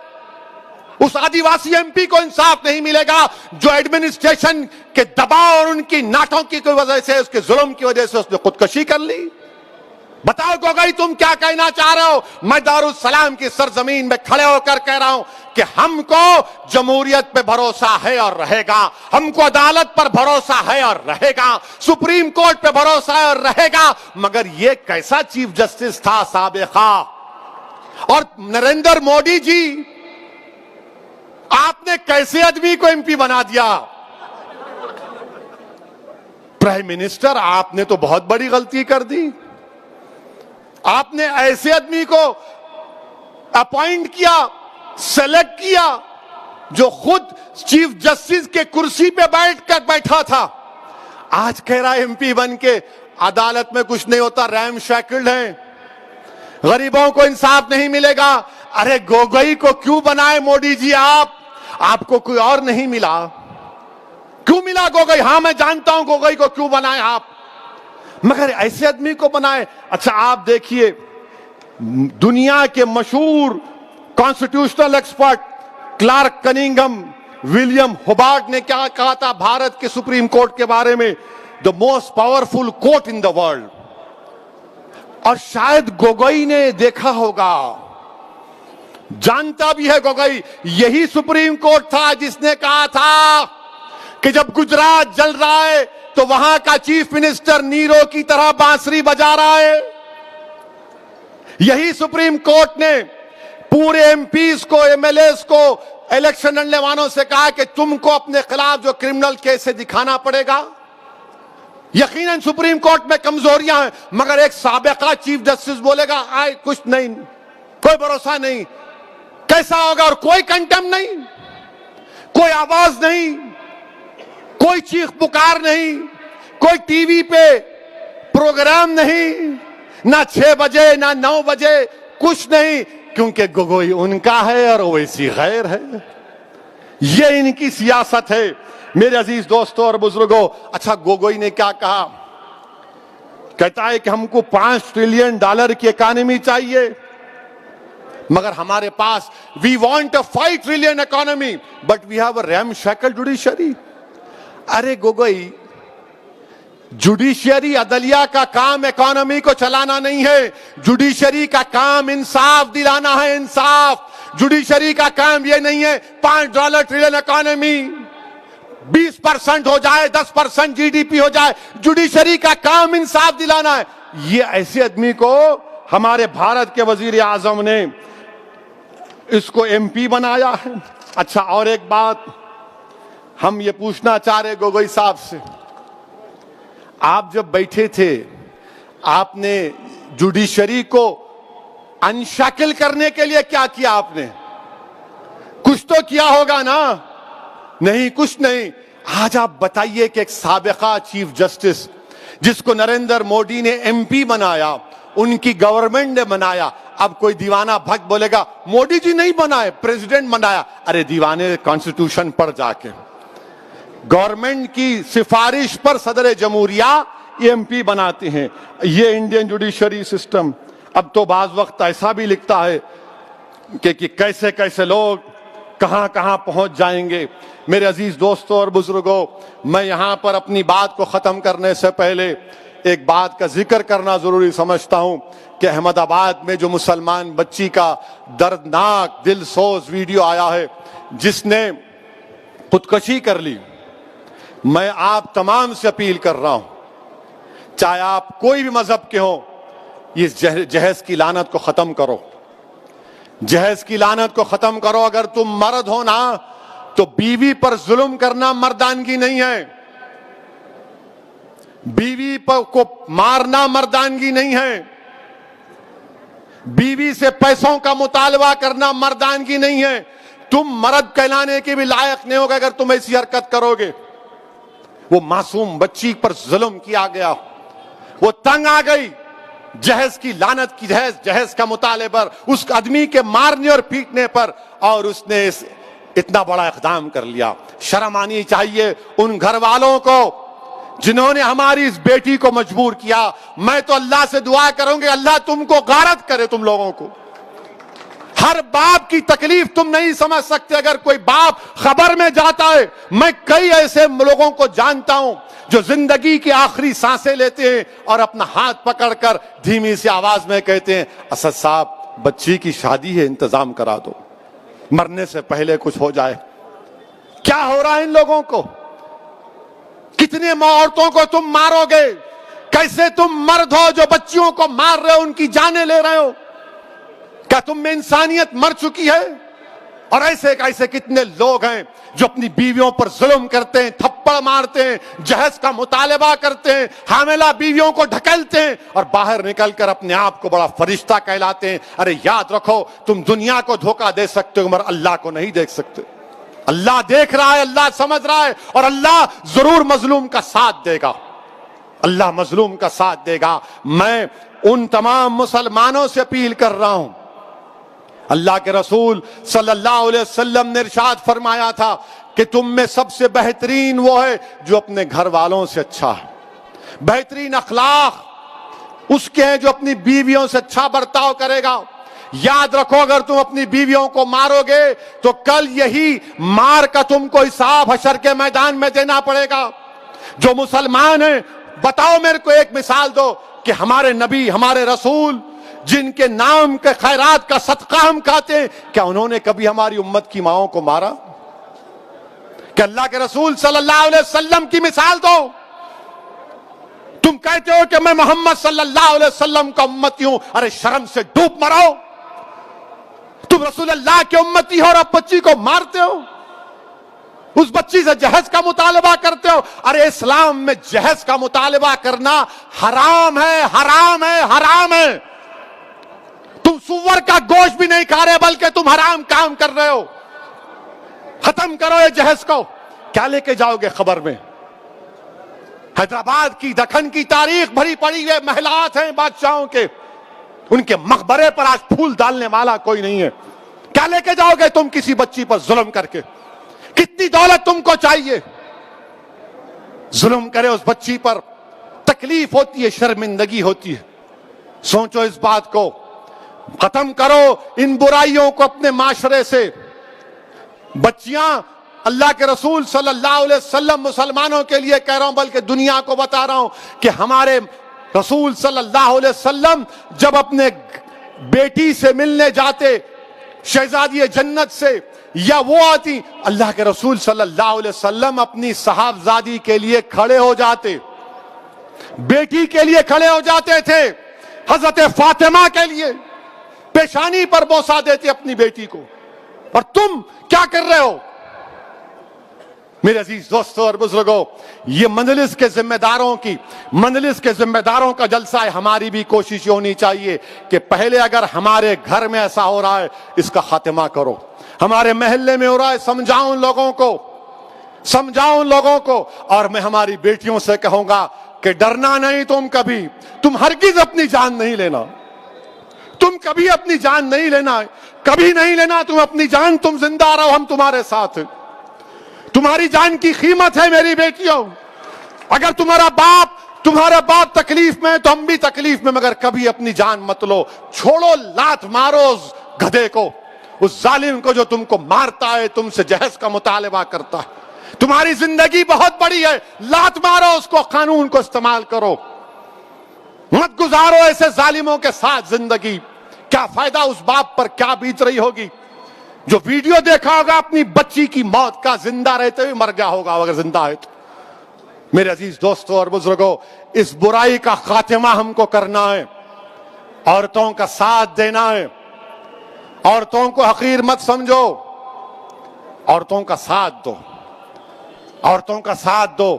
ان کو ہم کو معاشرے میں آگے بڑھانا ہے. یقیناً جو حجاب پہنتے ہیں کوئی روکتا نہیں ہے، برقع حجاب ان کی ترقی کی نہیں روک سکتا. کل ناسک سے ایک بچی میرے کو فون کی اور بولی اسدالدین اویسی تمہارا بہت بڑا نام سنی، ذرا گرم لہجے میں بات کر رہی تھی. میں سمجھا کچھ ہے. اب میں اماں ریکارڈ تو نہیں کر رہے تو بولے نہیں بات کرنا ہے. میں بولو. بولے میرے کو حیدرآباد کے ایروناٹیکل یا اسکول ہے، اس میں میرے کو پائلٹ کی ٹریننگ حاصل کرنا ہے. میں اس کے امتحانات پاس کر لی، میری فیس 20 لاکھ ہے، آپ کیا مدد کر سکتے؟ میں بولا اماں ریکارڈ تو نہیں کر رہے. بولے بار بار کیوں پوچھ رہے آپ؟ میں بولا نہیں پھر چلا دیتے. میں بولا انشاءاللہ تعالیٰ میں معلوم کروں گا. بچی کیا بولی؟ میں مسلمان بچیوں کے لیے رول ماڈل بننا چاہتی ہوں. اویسی صاحب میں پائلٹ بننا چاہتی ہوں.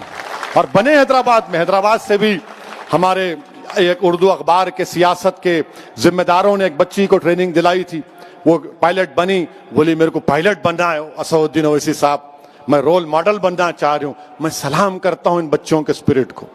اگر آپ کو اللہ نے بیٹی دی تو بیٹے سے زیادہ اس کو قابل بناؤ، بیٹے سے زیادہ اس کو علم دلاؤ. اور یاد رکھو میں بھی صاحب اولاد ہوں، مگر جتنی محبت میں اپنی بیٹیوں میں دیکھتا ہوں، اللہ کا بہت بڑا کرم ہے، اللہ کا بہت بڑا کرم ہے مجھ پر.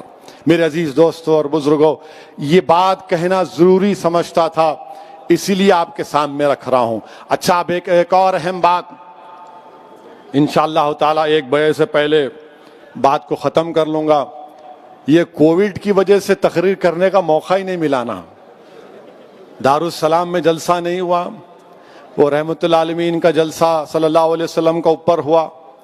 بہت سے ہمارے جلسے یہ بیماری کی وجہ سے، وائرس کی وجہ سے ذرا جلسے نہیں ہوئے. اپنے ہی گھر میں نہیں ہوئے، دوسری جگہ سب ہو رہے تھے، تو ذرا اپنے گھر میں ہو رہا ہے، ذرا دل کی بڑاس نکال رہا ہوں. میرے کو بھی خوشی ہو رہی. I am very happy to see all of you. آپ پورے یہاں پر دیکھ کر دل باغ باغ ہو رہا ہے. اللہ بہتر جانتا ہے. اس لیے میرے بھائی کہ دارالسلام میں کیا ہے نہیں معلوم. جب مرحوم قائد سالار ملت کو پہلی مرتبہ 2002 میں ہارٹ اٹیک ہوا اور سٹینٹ ڈالا گیا تھا قائد کو، اور کیر نامپلی میں قائد کا علاج ہوا. جب وہ گھر واپس جا رہے تھے 8-9 دن کے بعد، تو احمد پاشا قادری اس بات کے گواہ ہیں کہ سالار نے احمد پاشا قادری کو اور اکبر کو بلا کر کہا کہ میاں گھر جانے سے پہلے میرے کو دارالسلام لے کے جاؤ. میں 8-10 دن سے دارالسلام نہیں گیا، تو یہیں سالار کو سیڑھیوں پہ لائے تھے. کمزور تھے سالار بیماری کی وجہ سے، مگر جیسا دارالسلام میں جا کر بیٹھے، اتنا اللہ ان کو اتنا طبیعت اتنی اچھی کر دیا، حشاش بشاش ہو کر اپنے گھر کو گئے.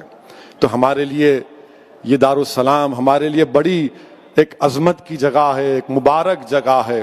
اور مجھے یقین ہے کہ نہیں معلوم میرے زندگی کا سفر کب ختم ہوگا، کس مقام پر ختم ہوگا، یا میری لاش بھی ملے گی یا نہیں ملے گی مجھے نہیں معلوم.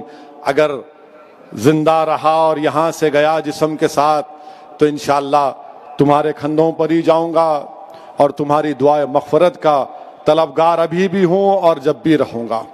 بہرحال میرے عزیز دوستوں اور بزرگوں، ایک بڑے عرصے کے بعد دارالسلام کی سرزمین پر یہ جلسہ ہو رہا ہے، اور الحمدللہ احیاء مجلس اتحاد المسلمین کا جلسہ ہو رہا ہے.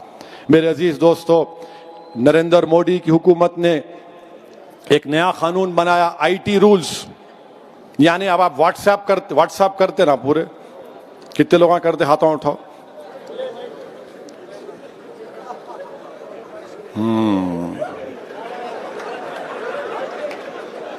اب پریشانی میں آ گئے تم لوگ.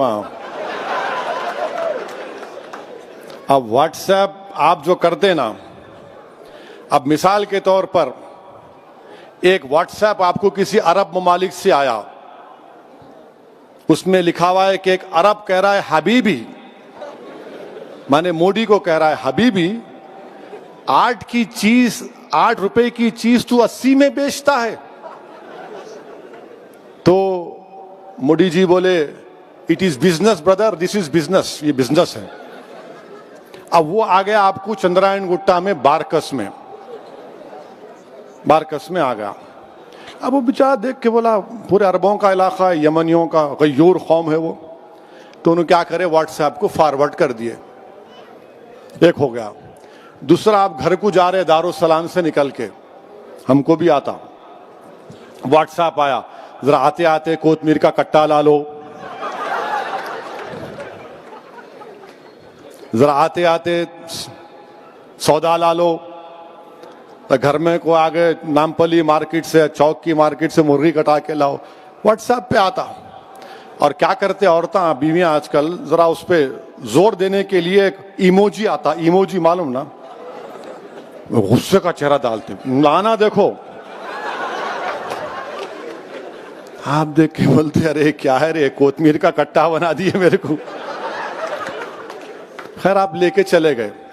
اب نریندر موڈی کی حکومت کیا کہہ رہی, کیسا تم فارورڈ کرے کوتمیر کا کٹا, کیسا فارورڈ کرے یا حبیبی کو. اوریجنیٹر کون ہے, اوریجنیٹر کون ہے, اور قانون یہ بنائے کہ اس کے اوپر پبلک آرڈر پیدا ہو سکتا. اگر عرب ممالک سے کوئی واٹس ایپ آیا تو موڈی حکومت نے قانون بنا دیا کہ بھارت کے اور اس عرب ممالک کے تعلقات خراب ہو سکتے, یہ بھارت کی سوورنٹی کا مسئلہ آپ پہ کیس بک کریں گے. اب تم بتاؤ کہاں سے اوریجنیٹر ہوا یہ رولز ہیں اس کے, یہ اس کے رولز ہیں, آئی ٹی رولز میں نکال کے لایا تھوڑا. کل رات میں ذرا بیٹھا تھا, جو جانکار لوگ ہیں ان سے پوچھ رہا تھا کہ کیا ہے بھائی یہ, مانے آپ کو یہ بتانا پڑے گا کہ فرسٹ اوریجنیٹر کون ہے. آخر یہ کیوں, آپ کو کیوں فکر بھائی, میں کوتمیر کا کٹا لے جاتا ہوں, آلو لے جاتا ہوں, بھاجی لے جاتا ہوں, آپ کو کیوں فکر. بولیں گے نہیں دیکھو انہوں کیسی بات کر رہے. آپ کیوں دیکھنا چاہ رہے میرے میسج کو. جتنے نیوز کے چینل ہیں, چاہے وائر ہو, کیراوان ہو, اسکرال ہو, پرنٹ ہو, یہ ڈیجیٹل نیوز چینل ہیں, ان کو بھی قانون لاگو.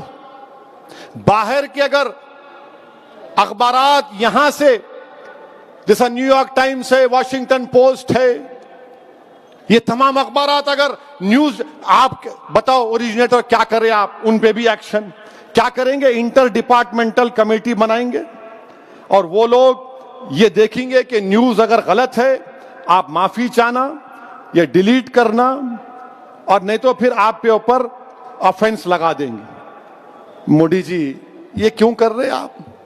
اچھا, نریندر موڈی صاحب کا کل دیکھ رہا تھا میں, معلوم کیا دسمبر 2017 میں نریندر موڈی بھارت کے پردھان منتری نے اپنے بی جے پی کے ایم پیز کو کہا تھا, شکایت کی بلکہ, کہ تم لوگ میرے کو جواب نہیں دیتے متروں. ایم پیز کو کہا, صحیح کہا, جوک نہیں ہے, تم میرے کو جواب نہیں دیتے. میں تم کو گڈ مارننگ کا میسج بھیجاتا ہوں, تم واپس میرے کو گڈ مارننگ کا میسج نہیں بھیجاتے. یعنی پرائم منسٹر اپنے ایم پی سے بول رہے کہ میں تم کو گڈ مارننگ کا میسج بھیجاتا ہوں اور تم میرے کو واپس گڈ مارننگ نہیں بولتے. موڈی جی انہیں گڈ مارننگ نہیں بولا تو ہماری مارننگ کیوں خراب کر رہے آپ. ارے آپ کیوں, آپ کو گڈ مارننگ نہیں بولے, آپ کیوں بولنا گڈ مارننگ. آپ کو نہیں بولتے گڈ مارننگ. ہم بولتے کسانوں کا کام کرو, ہم بولیں گے دلی کے فسادات میں مرنے والوں سے انصاف کرو, سکھوں سے انصاف کرو, مگر موڈی جی بول رہے میرے کو گڈ مارننگ کا جواب بھی نہیں دیتے میرے ایم پیز. یہ ٹی وی والے بولیں گے کب بولے انہوں, بولو دسمبر 2017. دیکھ لو جا کے, اگر تھمز اپ ہے تو کچھ نہیں کر سکتے. ہم بھی ہے مگر تھوڑا تھوڑا پڑھنا آتا. میرے عزیز دوستوں اور بزرگوں, اسی لیے ہم یہ آئی ٹی رولز کے خلاف ہیں. ہم حکومت سے مطالبہ کرتے ہیں کہ اس کو نکالیے. یہ بھارت کے سمویدھان کے خلاف ہے. آپ پرائیویسی کا ججمنٹ آ گیا, ڈیٹا کے رولز کیوں نہیں بناتے آپ؟ ڈیٹا کے رولز بنائیے نا. کچھ نہیں بنائیں گے آپ, نہیں کوئی بس ہر چیز پہ جھانکنا, ہر ایک کی کنڈی میں منڈی ڈالنا. بولتے ہیں حیدرآباد میں اپن, ارے کئی کو ڈال رہا, ہر ایک کی کنڈی میں منڈی. ان کو بڑا شوق, ہر ایک کی کنڈی میں منڈی. کیا ہو رہا, تم کیا کر رہے, کیا کھا رہے, کیا پی رہے, کیا پہن رہے, کس سے شادی کر رہے, اس سے شادی مت کرو, اس سے کرو. ارے آپ کو کیا ضرورت ہے بھائی صاحب؟ میں تو کر رہا ہوں نا, گھر میں ہے, آپ کو کیا کرنا ہے؟ کوتمیر کا کٹا ہی لے کے جا رہا ہوں. مگر وہ فرسٹ اوریجنیٹر کون ہے؟ آپ کو فکر نہیں ہے دلی کے فسادات کے بارے میں. 1 سال ہو گیا دلی کے فسادات ہو کر. فیضان کو کس نے مارا؟ بھارت کے وزیر اعظم بتائیے, ہم پوچھنا چاہ رہے ہیں. فیضان کو, وہ بچہ جو 4 بچے زمین پر لیٹے ہوئے تھے, حضرت پولیس جن کو مار رہی تھی, اور جن گن من پڑھو. مسٹر مودی, فیضان کو کس نے مارا؟ فیضان کو مارنے والوں کو آپ کیوں نہیں پکڑتے؟ جنہوں نے کہا تھا کہ دیش کے غداروں کو گولی مارو, ان کو نہیں پکڑتے. وہ آرام سے پھر رہے ہیں, بیٹھ رہے ہیں. فیضان مر گیا, اس کی فکر نہیں ہے. اور پھر کتنوں کا نام لوں مسٹر مودی, بتائیے آپ کے سامنے نام لے رہا ہوں. یہ کیراوین میگزین کا 1 مارچ کا رپورٹ ہے. ایک فیضان خان نام کا بچہ خالی سم کارڈ بیچا, 4 مہینے جیل میں تھا. کورٹ اس کو بیل دی. اشفاق حسین الیکٹرک شاپ کا, اس کو جسم پہ 5 گولیاں مار دیے. 10 دن پہلے, مرنے سے پہلے اشفاق کی شادی ہوئی تھی. مسٹر مودی, اس سے انصاف کب ہوگا؟ پھر اس میں 15 سال کا نتن کمار, یہ ہمارا ہندو بھائی کا بیٹا تھا, کھانا لانے کے لیے نکلا 26 فروری کو. اس کے والد کو فون آیا کہ اس کی ڈیڈ باڈی GTB ہاسپٹل میں. کون مارا نتن کمار کو؟ 85 سال کی اکبر بیگم کو زندہ جلا دیا گیا. 19 سال کی عاقب کو سر پر مار کر قتل کر دیا گیا. عامر, جس کی 4 سال کی بیٹی آج بھی اپنی باپ کے لیے تڑپتی ہے. عامر خان اور ہاشم 2 مر گئے, دونوں بھائی تھے, کوئی انصاف نہیں. محمد وکیل 52 ایئرس, اس کے آنکھ میں لا کے ایسڈ پھینک دیے, آج بھی وہ تڑپ رہا ہے, کوئی انصاف نہیں ملتا. اور پھر 24 فروری کے دن دلی پولیس کا ایک سب انسپیکٹر محمد فرقان کو گولی مار کر شہید کر دیا. چشمدید گواہ مسٹر مودی, آپ انصاف نہیں کر رہے حکومت آپ کی. ہم چاہتے ہیں کہ حکومت انصاف کرے. انصاف کرنے سے ہی امن پیدا ہوگا, امن مضبوط ہوگا. اگر حکومت واقعی میں سب کا ساتھ, سب کا وشواس, سب کا وکاس کی بات کرتی ہے, تو بھارت کے پردھان منتری کو دلی کے فسادات میں مرنے والوں سے انصاف کرنا پڑے گا. 52 لوگ مر گئے, جس میں سے 41 مسلمان تھے اور ماباقی ہمارے ہندو بھائی تھے. سب سے انصاف کرنا ہے. جنوسائیڈ ہوا وہاں پر, اب تک 1 سال ہوا, کچھ نہیں ہو رہا ہے. میرے عزیز دوستوں اور بزرگوں, میں آپ سے اپیل کر رہا ہوں کہ کووڈ کے لیے ویکسین آیا ہے, ویکسین لیجئے. ویکسین لینا ہے, آپ کو اپنی جان کو بچانا ہے. اس میں کسی کو ڈرنے کی ضرورت نہیں ہے. بہت سے ہمارے لوگوں کو ہم نے کھو دیا. یہ اللہ کا بڑا فضل و کرم ہے کہ احمد پاشا قادری صاحب کو 2 مرتبہ کووڈ ہوا, مگر اللہ نے ان کو صحت دے دی, اللہ کا بہت بڑا کرم. امتیاز جلیل کو کووڈ ہوا, اللہ نے ان کو شفا دے دی. بہت سے ہمارے اراکین بلدیہ کو ہو, اللہ نے ان کی شفا دے دی. بعض مجلس کے چاہنے والے, مجلس کے ذمہ داران, ان کی موت ہو گئی, اللہ ان کی مغفرت فرمائے. ہمارے ملک میں 1,70,000 سے زیادہ لوگ کا انتقال ہو گیا کووڈ وائرس سے. اسی لیے میری آپ سے التجا ہے, گزارش ہے کہ انجیکشن لگائیے, ڈرنے کی ضرورت نہیں ہے. اب آئے وہ لگے تو ایسا ہوتا, کچھ نہیں ہوتا. گھر میں اتنے باتیں سنتے, بیوی کے ذرا خالی چمٹی لیے تو کچھ نہیں ہوتا, لے لو جا کے. انجیکشن لینے کا ہے, وائرس سے بچنا ہے. اور پہلے آپ بھی لو, اپنے گھر والوں کو دلاؤ. خالی جا کے بیگم کے سامنے میں لے لیا دیکھو, نہیں. اپنی بیٹی کو بھی جو 20-22 جو بڑی عمر کی ہے, اپنی ماں کو, اپنی دادی کو, پہلے بزرگوں کو دلاؤ. جو 65 سال کے اوپر ہے پہلے ان کو دلانا, ان کو پہلے دلانا ہے. لیجئے انجیکشن، اور میری آپ سے گزارش ہے کہ مجلس اتحاد المسلمین کو مضبوط کریے، مجلس اتحاد المسلمین کے ابتدائیوں کو اور مضبوط کریے، اور اپنے بزرگوں کے جذبے کو زندہ رکھیے، اخلاص کے ساتھ کام کریے۔ السلام علیکم ورحمۃ اللہ وبرکاتہ، وآخر دعوانا الحمدللہ رب العالمین۔